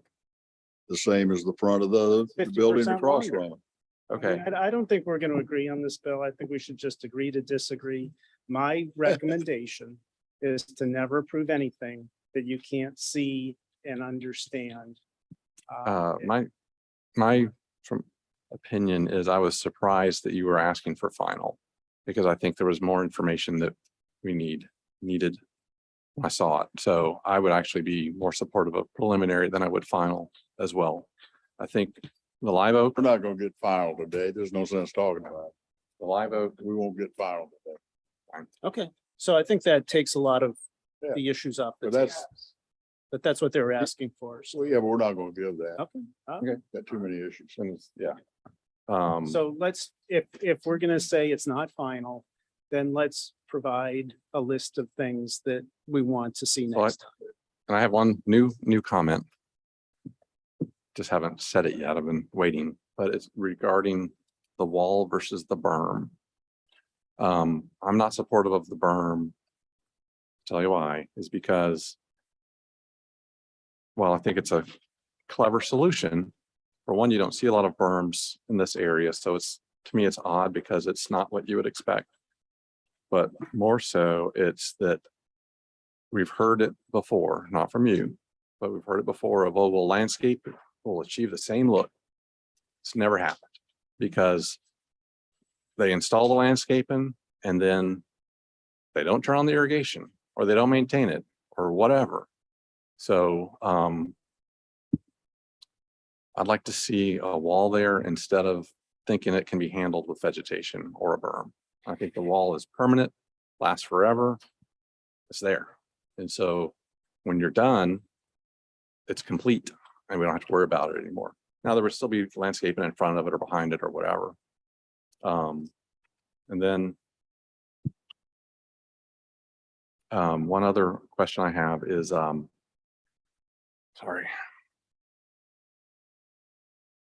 Is when it comes to being built in one phase. So Tim, do they have to get all the buildings complete before they get their first CO? Is that what it means to be one phase? By permit, they can pull 3 permits. Okay. To build in one phase. But the approval is one, is And the key. and that's how they would do it. They would pull 3 permits. Yeah. So that they could finish one building, and get a CO and move on to the other 2 or do them simultaneous. But still, you get 3 permits, so you get each building CO'd separately. And that allows them to do all the site work first, Yes, but it's understood they're going to build all 3 buildings. that's right. So Chris, to clarify your comment, when you use the word wall, you're talking about a hardscape, like a brick wall. Correct. That could be a fence. It could be a brick columns with a fence panel in between it. It could be a brick columns with a, a pierced brick wall is, so you can kind of see through it a little bit. But it's a hardscape element. I've seen one that has on Daniel Island that was brick columns with a ligustrum hedge planted tip to tip from day one. So that's a possibility too. But that's more favorable to me than what I saw in the plans. I'm the first one to say I love Daniel Island, love a lot of this, but this is a light industrial zone property. It still needs the screening though. Understood, but I think one of the things I want to caution everyone here against is I think we're over improving a property in context to its underlying zoning. And I can't speak anywhere in Somerville that I'm aware of, and I'm not the historian here, but where I see that, that upper scale fencing On Main, it's on Main Street. We have some, and this is considered by many to be the new main street into Somerville. So I know you're Chase. at a challenge because of what's across the street. I get that. But this is the new main street into Somerville. So there's going to be a lot of high quality development that comes along this. And I think you can do a high quality, this already is a high quality industrial park along there. And just these little details will make all the difference. And I don't think it's a budget killer. I think it can work. Can we see where that is in plan, Chris? Can we go back Sure. to the site plan, The site Tim, plan so we going all down. know the area that Chris is referring to? Did he do it as friendly? No. No. This, along Maple Street, correct? Mhm. Right.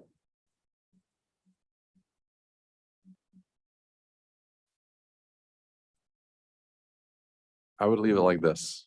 I would like you to think about it. Think about it. Think about it from a designer standpoint, not from a code minimum standpoint. What's the best thing to do?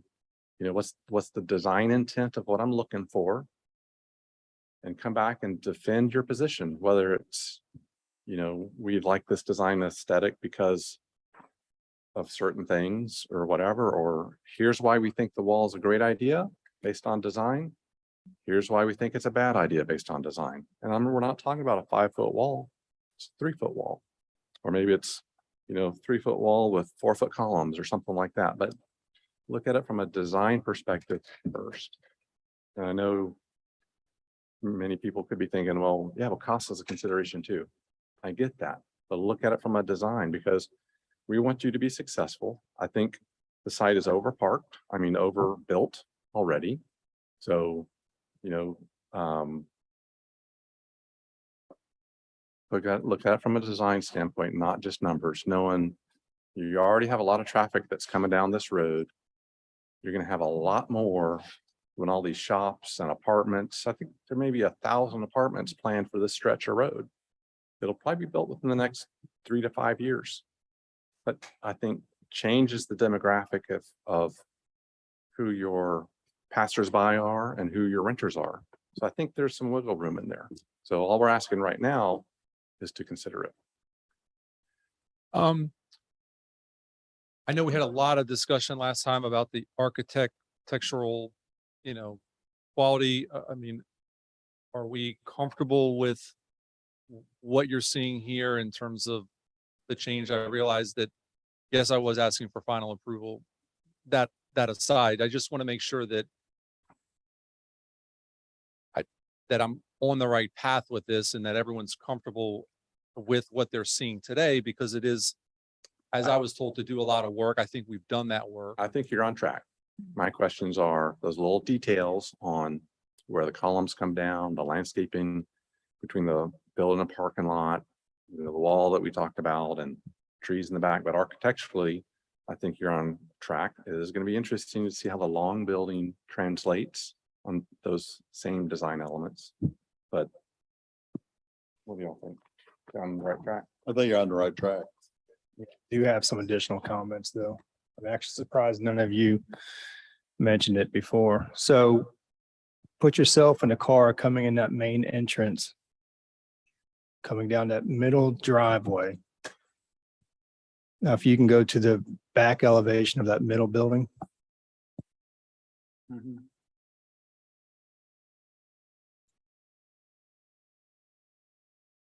So all you're seeing are those garage doors. That's the only thing you're seeing on the left-hand side as you come down that main driveway. Yeah, I think that's a good point. The other two, it The other seems like, side will be We'll finished. go back to site plan again. We'll go back to the site plan. Site plan. First of all, I think there's too much, it's nothing but garage doors. There's too much building on this site. My suggestion, and it's only my suggestion, I'm only one person on the board, but I would take those first 3 buildings in that middle building, rotate them counterclockwise and bring the building line even with the first building. I would take the bottom 3, rotate them clockwise. And then you create a middle alleyway there so that garages are backing up to garages, and you might even have an opportunity to add some parking to the front of those first 3 units and some parking in that alleyway in between them, but I don't like the idea that you're seeing nothing but garages as you come in that main The driveway. Matt, the good thing is you don't see them, the public doesn't see them. Who cares what the people going in there see? The public doesn't see them going down Maple Street because they're hidden by the building on the left. They're screened.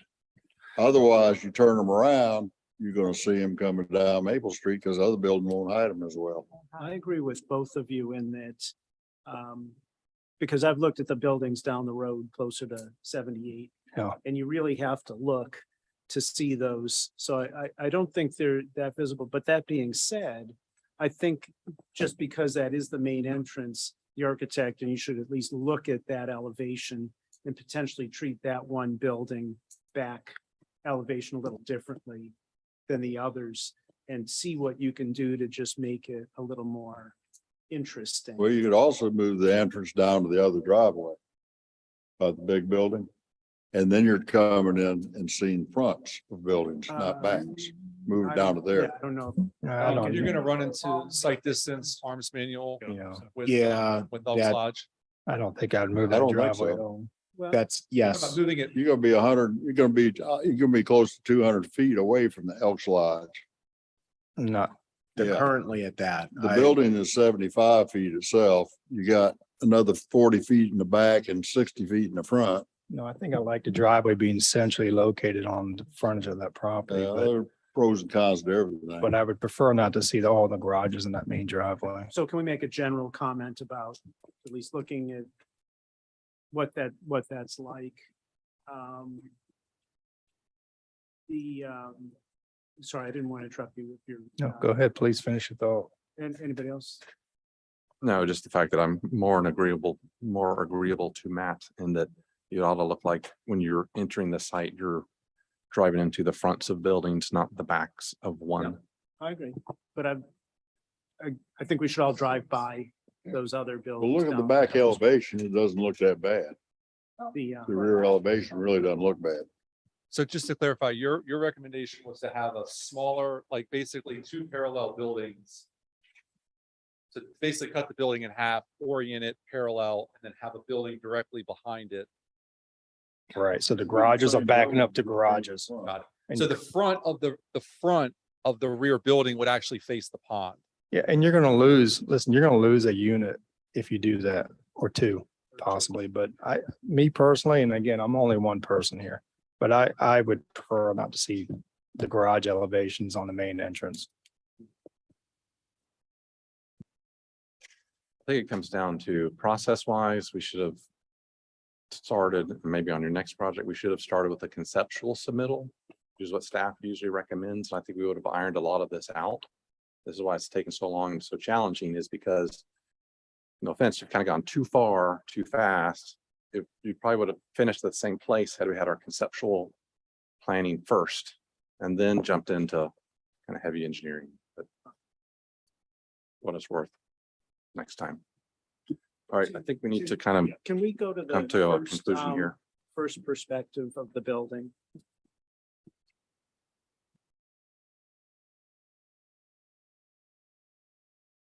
Here we go. I like the overall feel. My only I have two criticisms. One is I think the three shed covers seem a little bit heavy to me.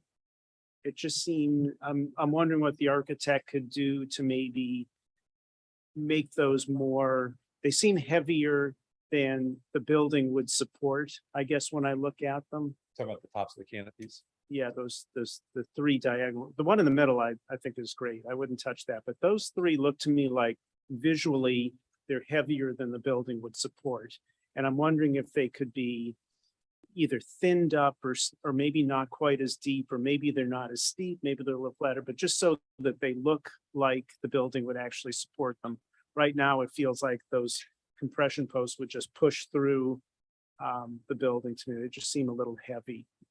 And then I think that was the only substantive comment I had. I like it. I hope everybody else does, because I probably made too big of a stink of it at the first meeting, and I still feel bad about that. but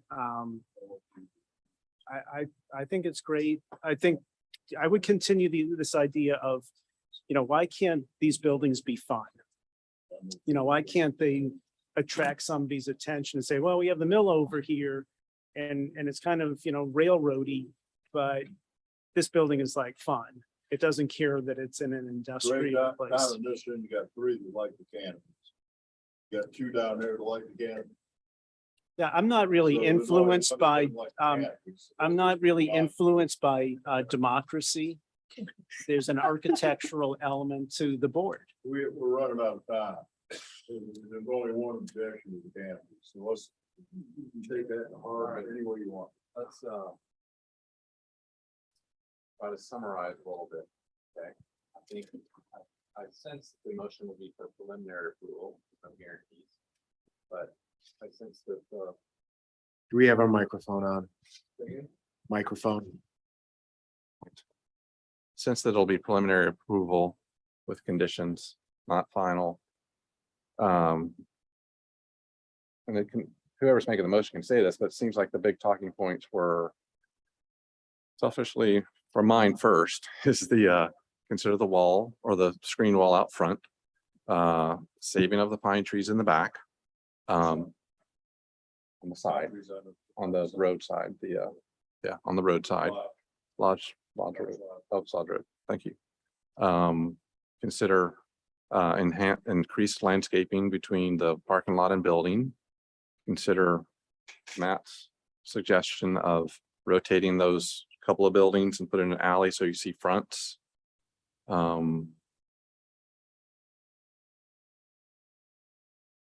Anything else? Doing anything with those, or leaving it alone? It's nothing to do. Yeah. Consider working around the oak tree. You might need to provide documentation or pictures or something like that. Elevations of the largest The entire building. building. You need to have elevations of all sides of all buildings. And we want to know where, just for next time, verify where HVAC locations are going. Make sure you have your dumpster screening detail. That's not already in there. Lighting, signage. Signage should come later, but you can also bring it now. Did we talk about anything else? I guess we didn't talk about the canopy, but that's. Well, consider the canopies and have your architect continuing to refine the design. And he will. With that being said, they're asking for final approval. Is there a motion? I would make a motion for preliminary. Okay. And I want to do that because I was such a snot last time. I feel like this should come from me. Even out. So is it preliminary with comments. conditions or with? Preliminary with comments? the items that you just mentioned, that Is there- Tim is taking careful notes on. Yeah. Is there a second? Second. Any further discussion? Signify by saying aye. Aye. Any opposed? All right, thank you. Thank you, everybody. so I much. All right, Tim, I'd like to take a 5-minute break. All right. But the next applicant is the Wash Wizard. They can come on up and get ready.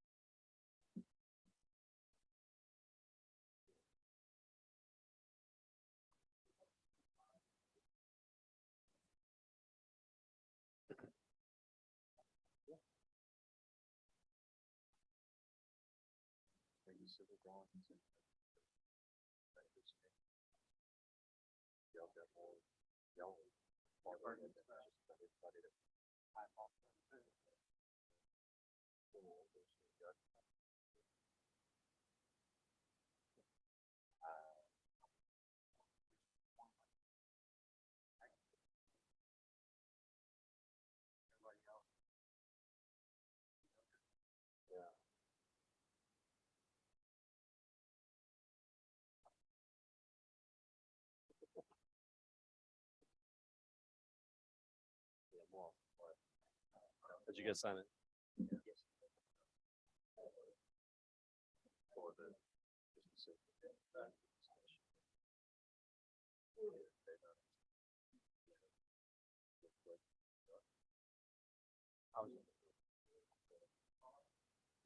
Yeah.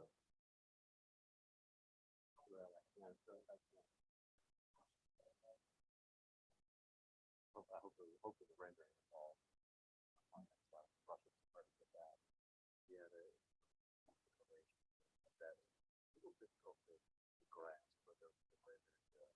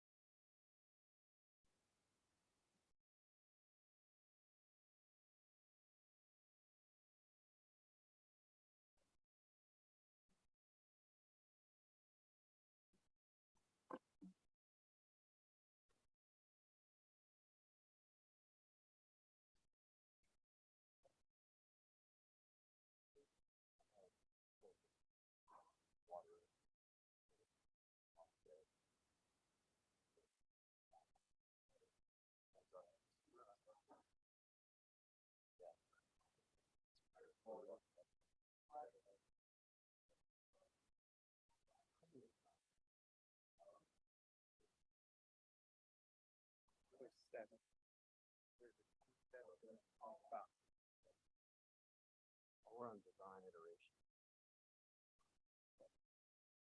So that's like 13, I think, maybe. I've tried everything I can, but.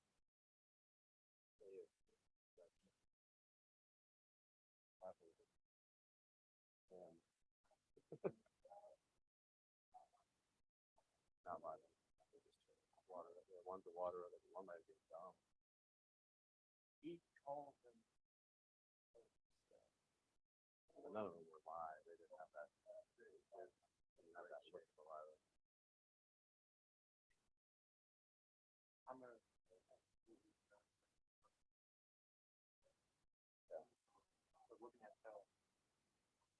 Are we ready to get going? Yeah.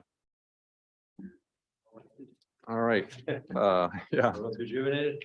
the first Knock it item out. under new, first item under new business is Wash Wizard. And then Tim will do the staff comments first, and y'all can just go ahead and sign in and make sure you state your name and role in the project.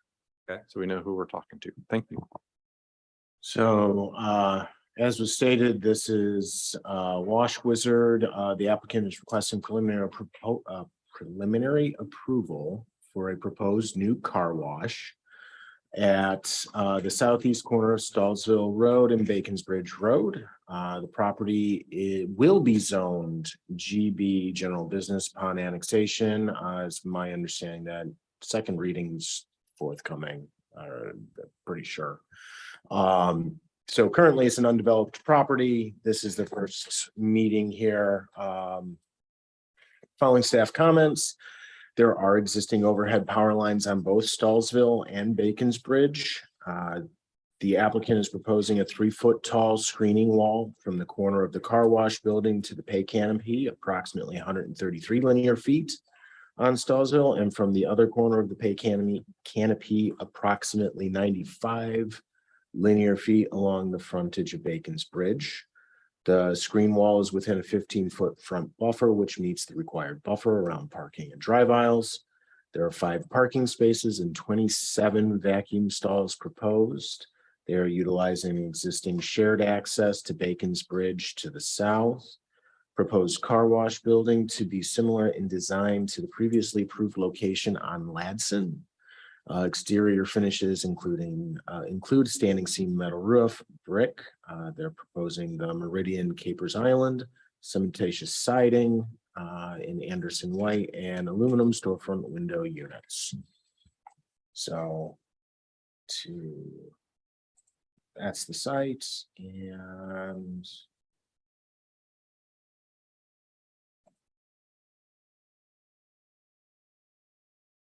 here's the overall layout.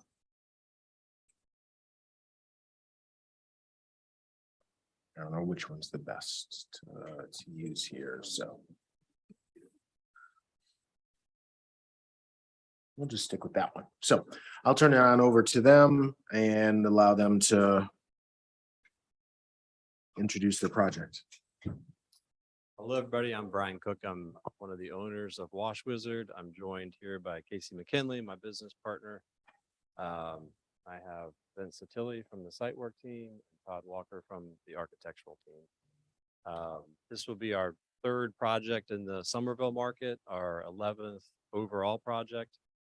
We've been building and doing car washes together since 2005. This will be sort of the third of this design iteration, if you will. I did bring some pictures of the store that is on, that's operational. It opened in October of 2020. That's on North Main Street and College Park Road.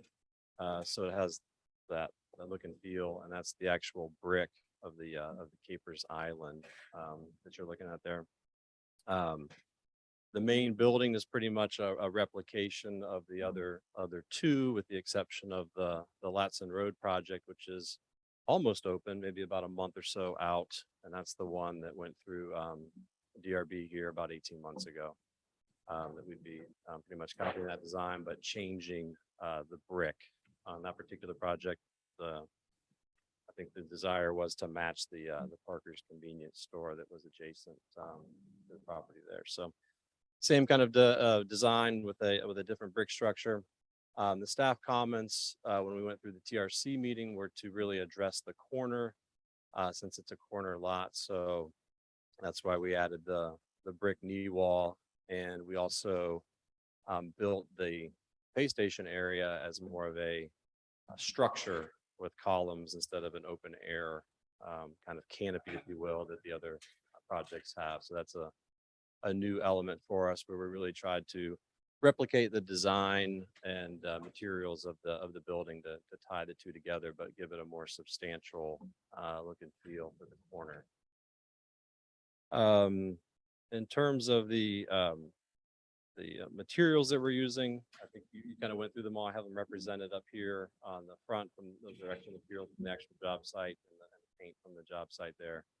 With the exception of the very bottom brick is the one that was used for the Latson project.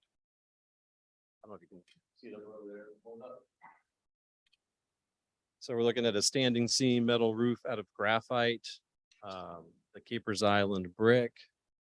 The vacuum structures are covered, and it's kind of the vacuum hoses and nozzles are incorporated into it. They're painted a silver color, and they have a black mesh awning over top of them that you can see pretty well from the aerial view of the current site. That's I'll turn it over to you all for some questions. Sorry about that. Can you, before we get too deep into the details, talk about why you cited elements where you did? You know, why is I'm not saying it's good or bad. I just want to know why you put, say, this kind of entry canopy where you did, or why you put oriented the building the way you did. Yeah, so we originally this is site iteration M, if you will. So we've been through quite a few iterations, and we actually had it laid out with the building on the other side because we wanted the entrance to be on Stallsville, but the DOT didn't like that due to the proximity to the intersection. So we had to flip the site and go over to the shared entrance on the Bacon's Bridge as an entrance, but that kind of put us on the shorter side of the building. I think the big thing for us is throughput and traffic flow. We don't want people crisscrossing. We want to keep it like a racetrack where people are going round and round. So we do want to minimize crisscrossing as much as possible. And the turning radiuses and straightaways for just making sure your F-250 can get through the car wash easily with good turning radiuses. Sort of necessitated that the pay station be up at the top of the building or top of the property there, which is why we went through the effort of kind of turning that into a more of a structure, if you will, so that we could minimize all the traffic having to kind of cross over back at the exit portion of it. So we do like to. It's very important to us that the traffic flow work very well for our customers. And so the circular pattern really works very well as opposed to having people back in and out and kind of cross flow, if you will. Thank you. One of the concerns thank you for that explanation. One of the concerns I have is, Tim, if you could zoom into the driveway Yeah, see that. there, yep. Is the, that's good, is the vehicles exiting the existing strip center next door will stack up a good bit, or they can. I've seen them stack up a good bit to turn onto Bacon's Bridge. And if you have someone coming into your site, they're either gonna be trying to make a left in or a right in, but they're going to try to enter the site and there's going to be cars blocking your driveway.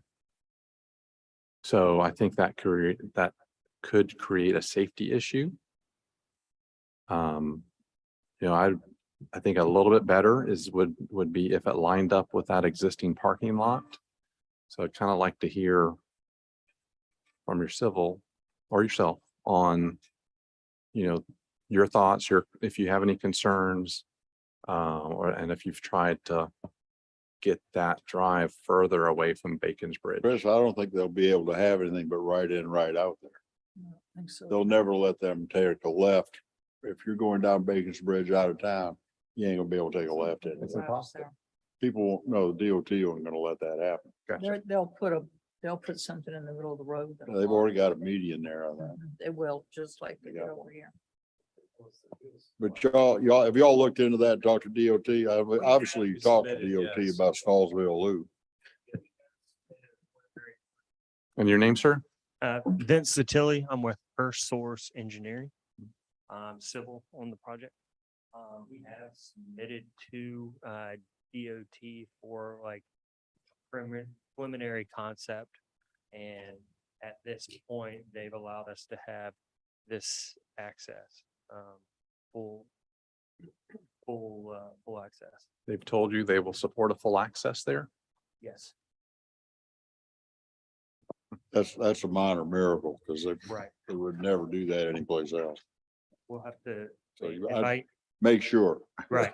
Yeah, that ain't our job. It's your job to make sure. We'll Okay. provide any documentation that y'all want to see. Yeah. And regardless, if they've allowed the access, that's not to say they still wouldn't, it's still not better to push that driveway further into the site. Question, I understand how would you check that the property line. Yeah. Well, but you could ask, and maybe you have, maybe you haven't, but you could ask the adjacent property owner if you could align, I'm straight out more towards the. right? So if Mhm. Yeah. certain It's so busy little center. Yeah, I don't think it's, Full moving access to the center, so they're gonna have the same. The shared entrance. Yeah, it's actually on our property and shared. Yeah. So you're gonna be stopping where you stop, then you pull into the other approved entrance, it's already there. So it's a full movement entrance now, so there's no reason to think it ain't gonna stay that way. So that you solve that problem. Yeah, but they still have to do, maybe it's in the works, they still have to do a traffic study for the town, that'll show them, it'll make recommendations on whether that's Well, that'll be up to engineering to handle that. Sure. Yeah, and I don't think it's about in or out. You know, I've always talked about how much I like that Gum Street area. I've always loved Stallsville Loop. The whole 20 years we've lived here. And the reason I like it so much is that, you know, there's just architectural sin after sin on Bacon's Bridge and Trolley. It's just, you know, that's a time gone by. And there's nothing we can do about it. But I love Stallsville Loop because it was like this oasis between the architectural deserts. And I look at this project as infringing on the oasis. This project does not help build and reinforce the character of Stallsville Loop. The project we looked at a couple of months ago, I think it was a medical office that In the middle of. yeah, nice project. And that's the kind of project that's going to make what I think is a really nice street even nicer. It's a really nice church. It's not real fancy, but it's a nice church. There's a subdivision coming off of there. It really is, to me, a much needed respite in the middle of the asphalt jungle. And I see this project as just eating away at it, significantly eating away at this. And this type of project with this much pavement and this much focus on the automobile is going to detract, I think, from the real potential of the continued growth of Stallsville Loop. So I don't care. I would, you know, if you move the entrance or it was off of here, or that to me would not change the basic issue of a lot of pavement and a car wash on what I think could be a much more, whether it's a church building or this medical office, or, you know, a more compatible to a pedestrian Somerville. This could be an extension of a Somerville feel, but not with a car wash. I mean, we don't have a car wash out here. Everybody comes down here, loves it. Where's the car wash? Yeah, but they're allowed to have a Or car car wash. washes on Main Street. They're allowed to have a car wash, but it could I'm just, well, they have a right to put a car wash here, but they could make it look more compatible with the surrounding. it's just, I think you're gonna destroy that road. I think actually the layout. It appears to me the layout coming with the entrance off Bacon's Bridge Road actually helps with screening Stallsville Loop some, because you are gonna have right at the point, a lot of pavement and all, but the building itself, if it could be enhanced enough to give it a really warmer feeling, that would be nice. You know, it'll keep Can you show the, Stallsville Loop looking really good. So, can you show the pictures of the adjacent? It needs to look like it belongs in Stallsville. yes. Mhm. So looking Oh, I know. across Stallsville, that's my view as a strip, the side of a strip mall. And you can't see us from Stallsville because the church is pretty much It's screening forward. us. Yeah. So the only thing you can see is the pay station canopy, which I believe we've made very nice looking.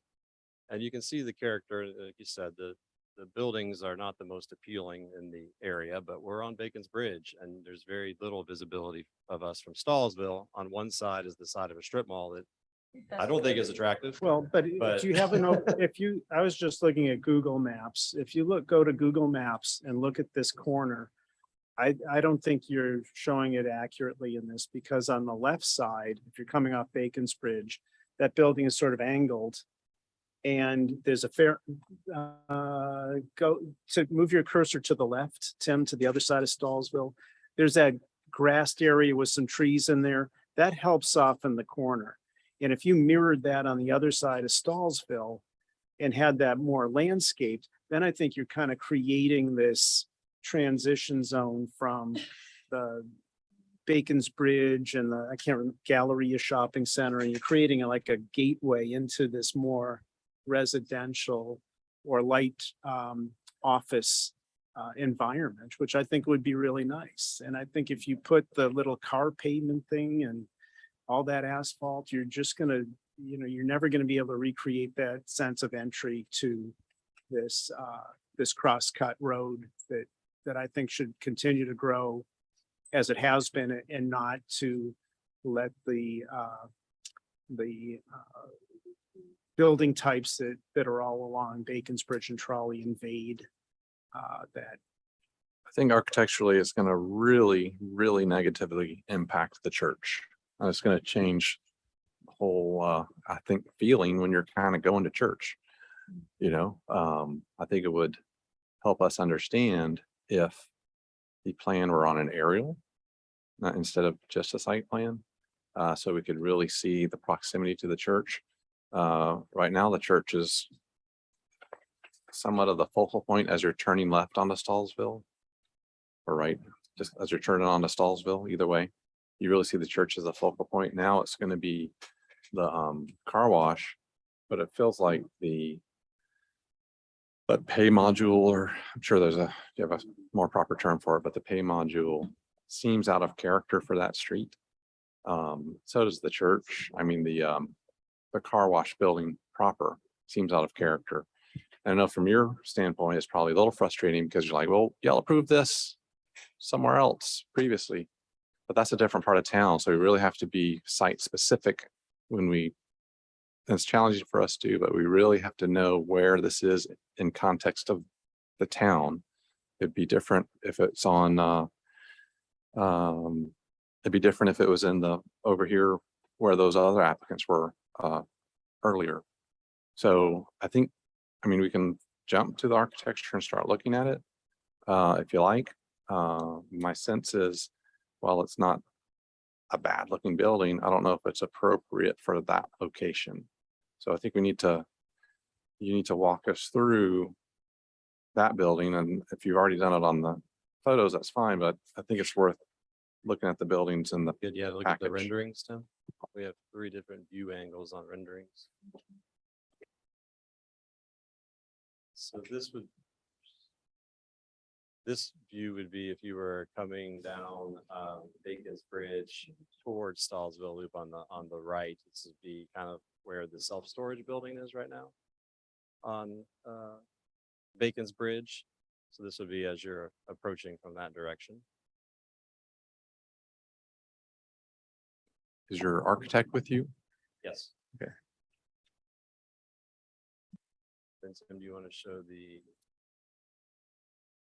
view from, this would be the view if you were sort of in front of Dollar General and you could make a left into Stallsville Loop. So if you would heading out of town, you'd be looking at that, and this would be the view from if you were driving down Stallsville Loop towards Bacon's Bridge. There is quite a bit of space between us and the church, way more than the minimum requirement, because we have a detention pond and landscape buffer there as well. In my view, if you just dress up your left-hand side wall facing the church, where it looks like it's concrete block or something right now, where the gutters come out, Oh yeah, it's a hardy board. hardy board, okay. That could also be windows, I guess, for example, or Just got to make it look a little entirely better. bricked, yeah, or just Everything else looks pretty good. Is there a reason you chose, I think it's a flat roof. Is there a reason you chose a flat roof? Found them. Well, I guess it's because that's the design that we've had the other 2 car washes in Somerville, but I can look at his. also most of actually all the properties in the area are flat roofed. Well, except for the church, but all the properties on the other side of Bacon's Bridge and across from us are flat roofed as well. Okay. That picture on the upper left has a church in the background. Right here. There's a church in the background Where is that? on this one. This one. Oh, there's a church right behind us. No complaints. Forget what I said. Never mind. Never mind. I'd love to get the car wash after church. Exactly. Sunday special. Pastor is there every day. We know him well. No issues. He loves it. You know, this is, we're verging on a zoning issue here. The property is zoned for your use. We cannot say you cannot use this property for your use. So you've done a pretty good job on design, I think, so we can carry on. I think just for me, and I agree 100% with that.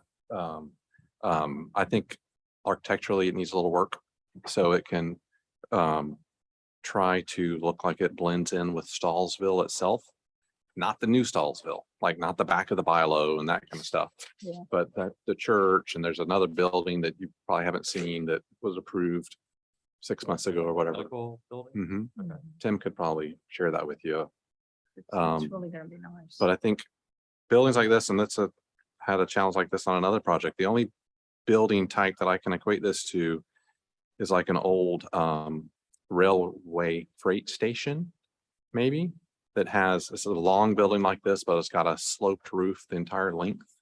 And I'm not saying, by God, you absolutely have to do that, but I think that's just kind of the context that I think looks appropriate. Love to see what y'all think about that. That'd be easy to do in the tunnel section. They're gonna Right. Can't do it leave in the my- towers the way they are and then do the tunnel section. Maybe, yeah. Mhm. That's a possibility, but Yeah. those are the thoughts. Yeah, and then that pay station module, We kind of have a shed roof over the equipment room, which may. And it really looks good from Yeah. the street view. That improves the pay station. Yeah. From the street. Yeah. Mhm. Stallsville Loop. the pay station out front, I think is, I don't know how to fix it, but to me it's very massive.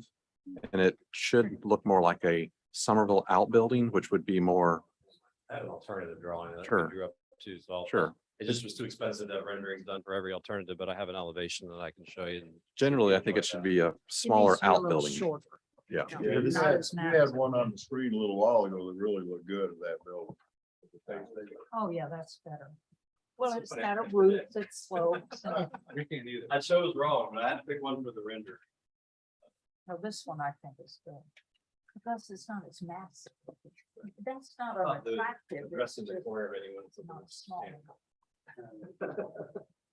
So we designed the other one big enough to solve the problem. That's actually what I was gonna say is that this is one of those This times. one's where I- cheaper, so I'm good with that. cheaper's Sometimes better. This one's A A lot cheaper. cheaper. It's a lot cheaper. This is one of those times where the scale of the little outbuilding shouldn't match the scale of the No, it needs to be. overall building.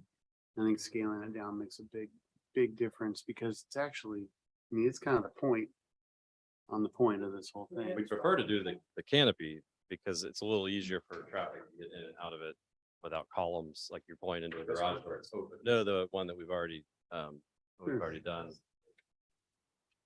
Well, no, that one still has the columns going down. I meant the ones that are. Everything we dressed up.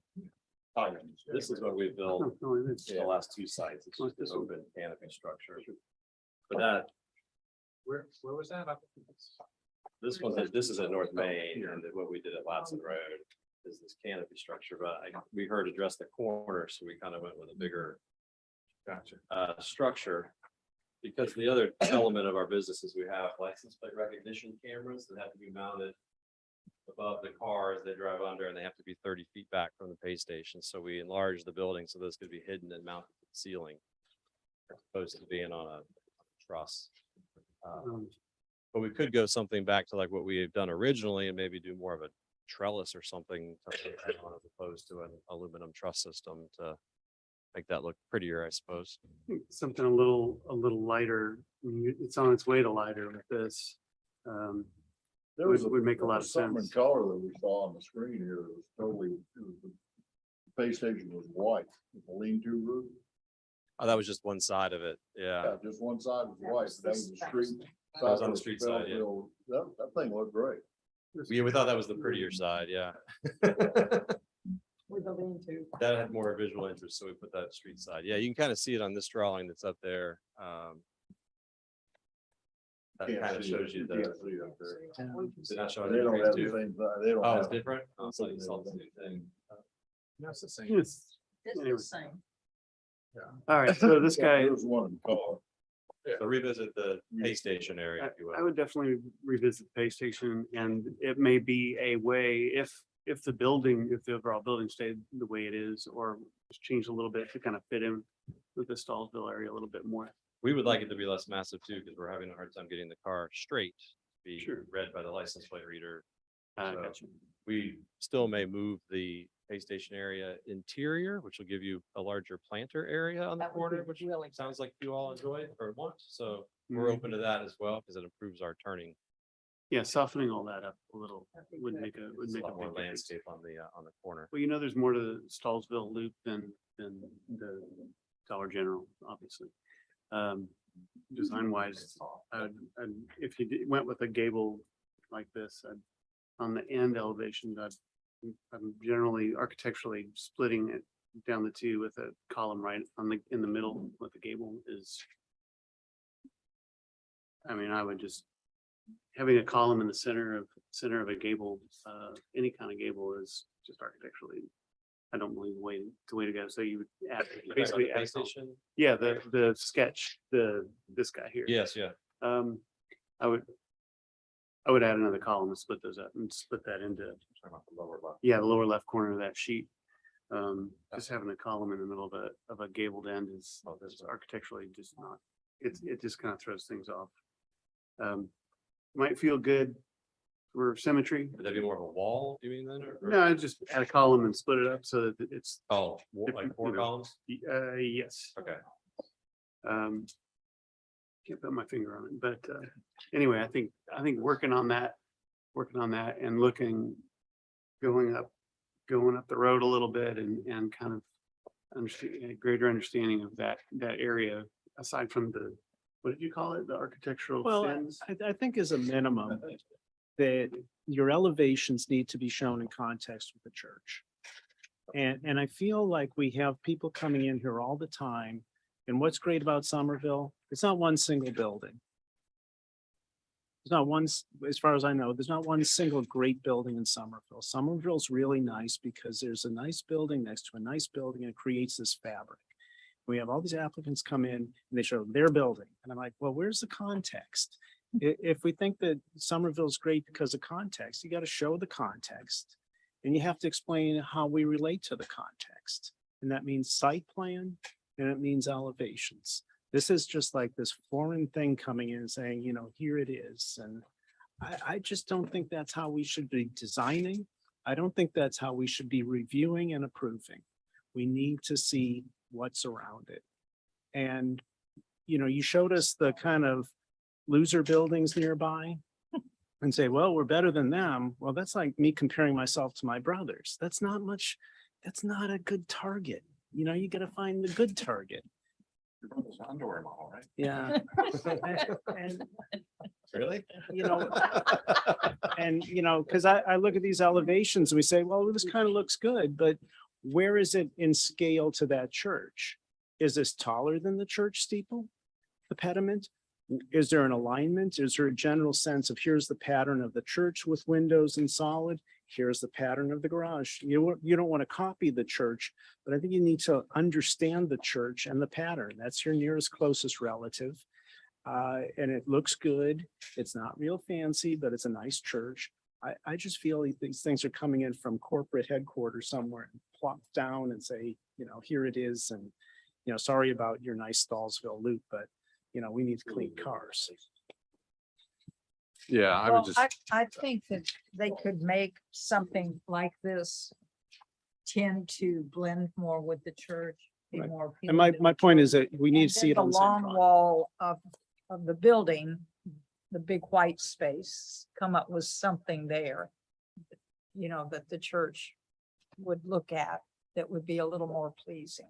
And I think if you could mirror the, This wall, sorry, that long wall with the drains. I think mirroring this across Stallsville would be extremely helpful. green space. The green space. Well, and he talked about he could maybe move this and put See how some, nice that is?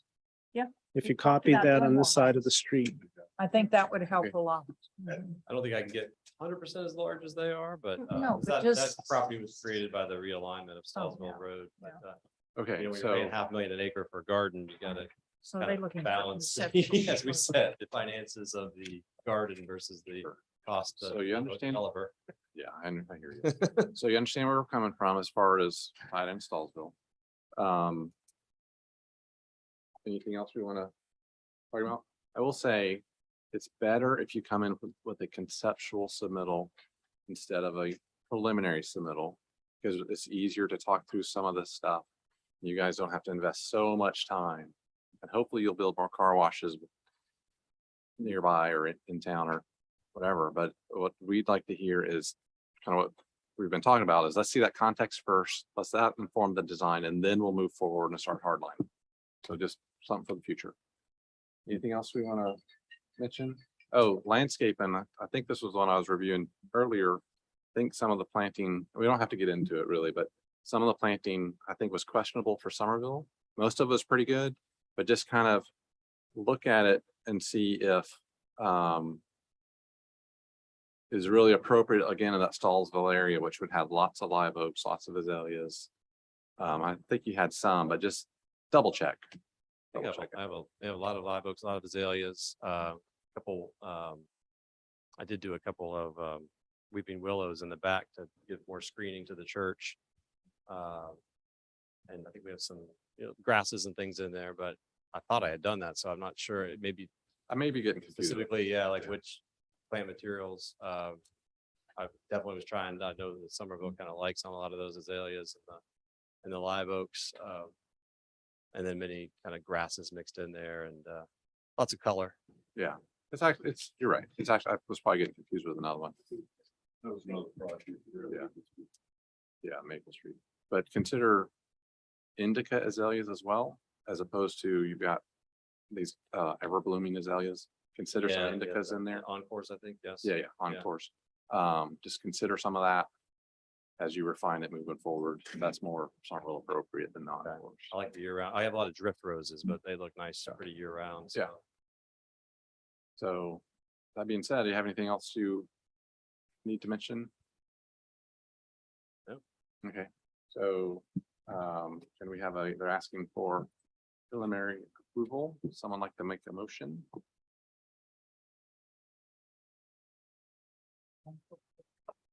So what are we deciding? I'll make a motion that we make a motion that we offer preliminary approval and if you just consider the comments we've talked about and bring it back and we'll move forward. Second. Any further discussion? All those in favor say aye. Aye. Any opposed? Aye. Okay. Too much. It's too much, too many comments. Sounds good.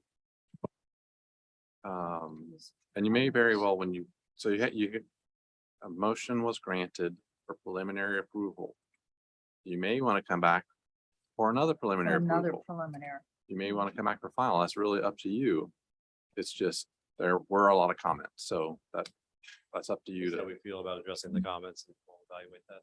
Yeah. Our decision. Yep. Okay.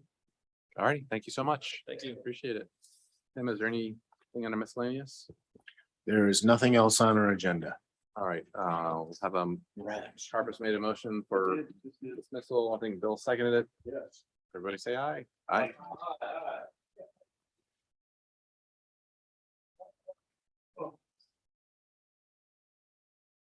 We might move. Yeah.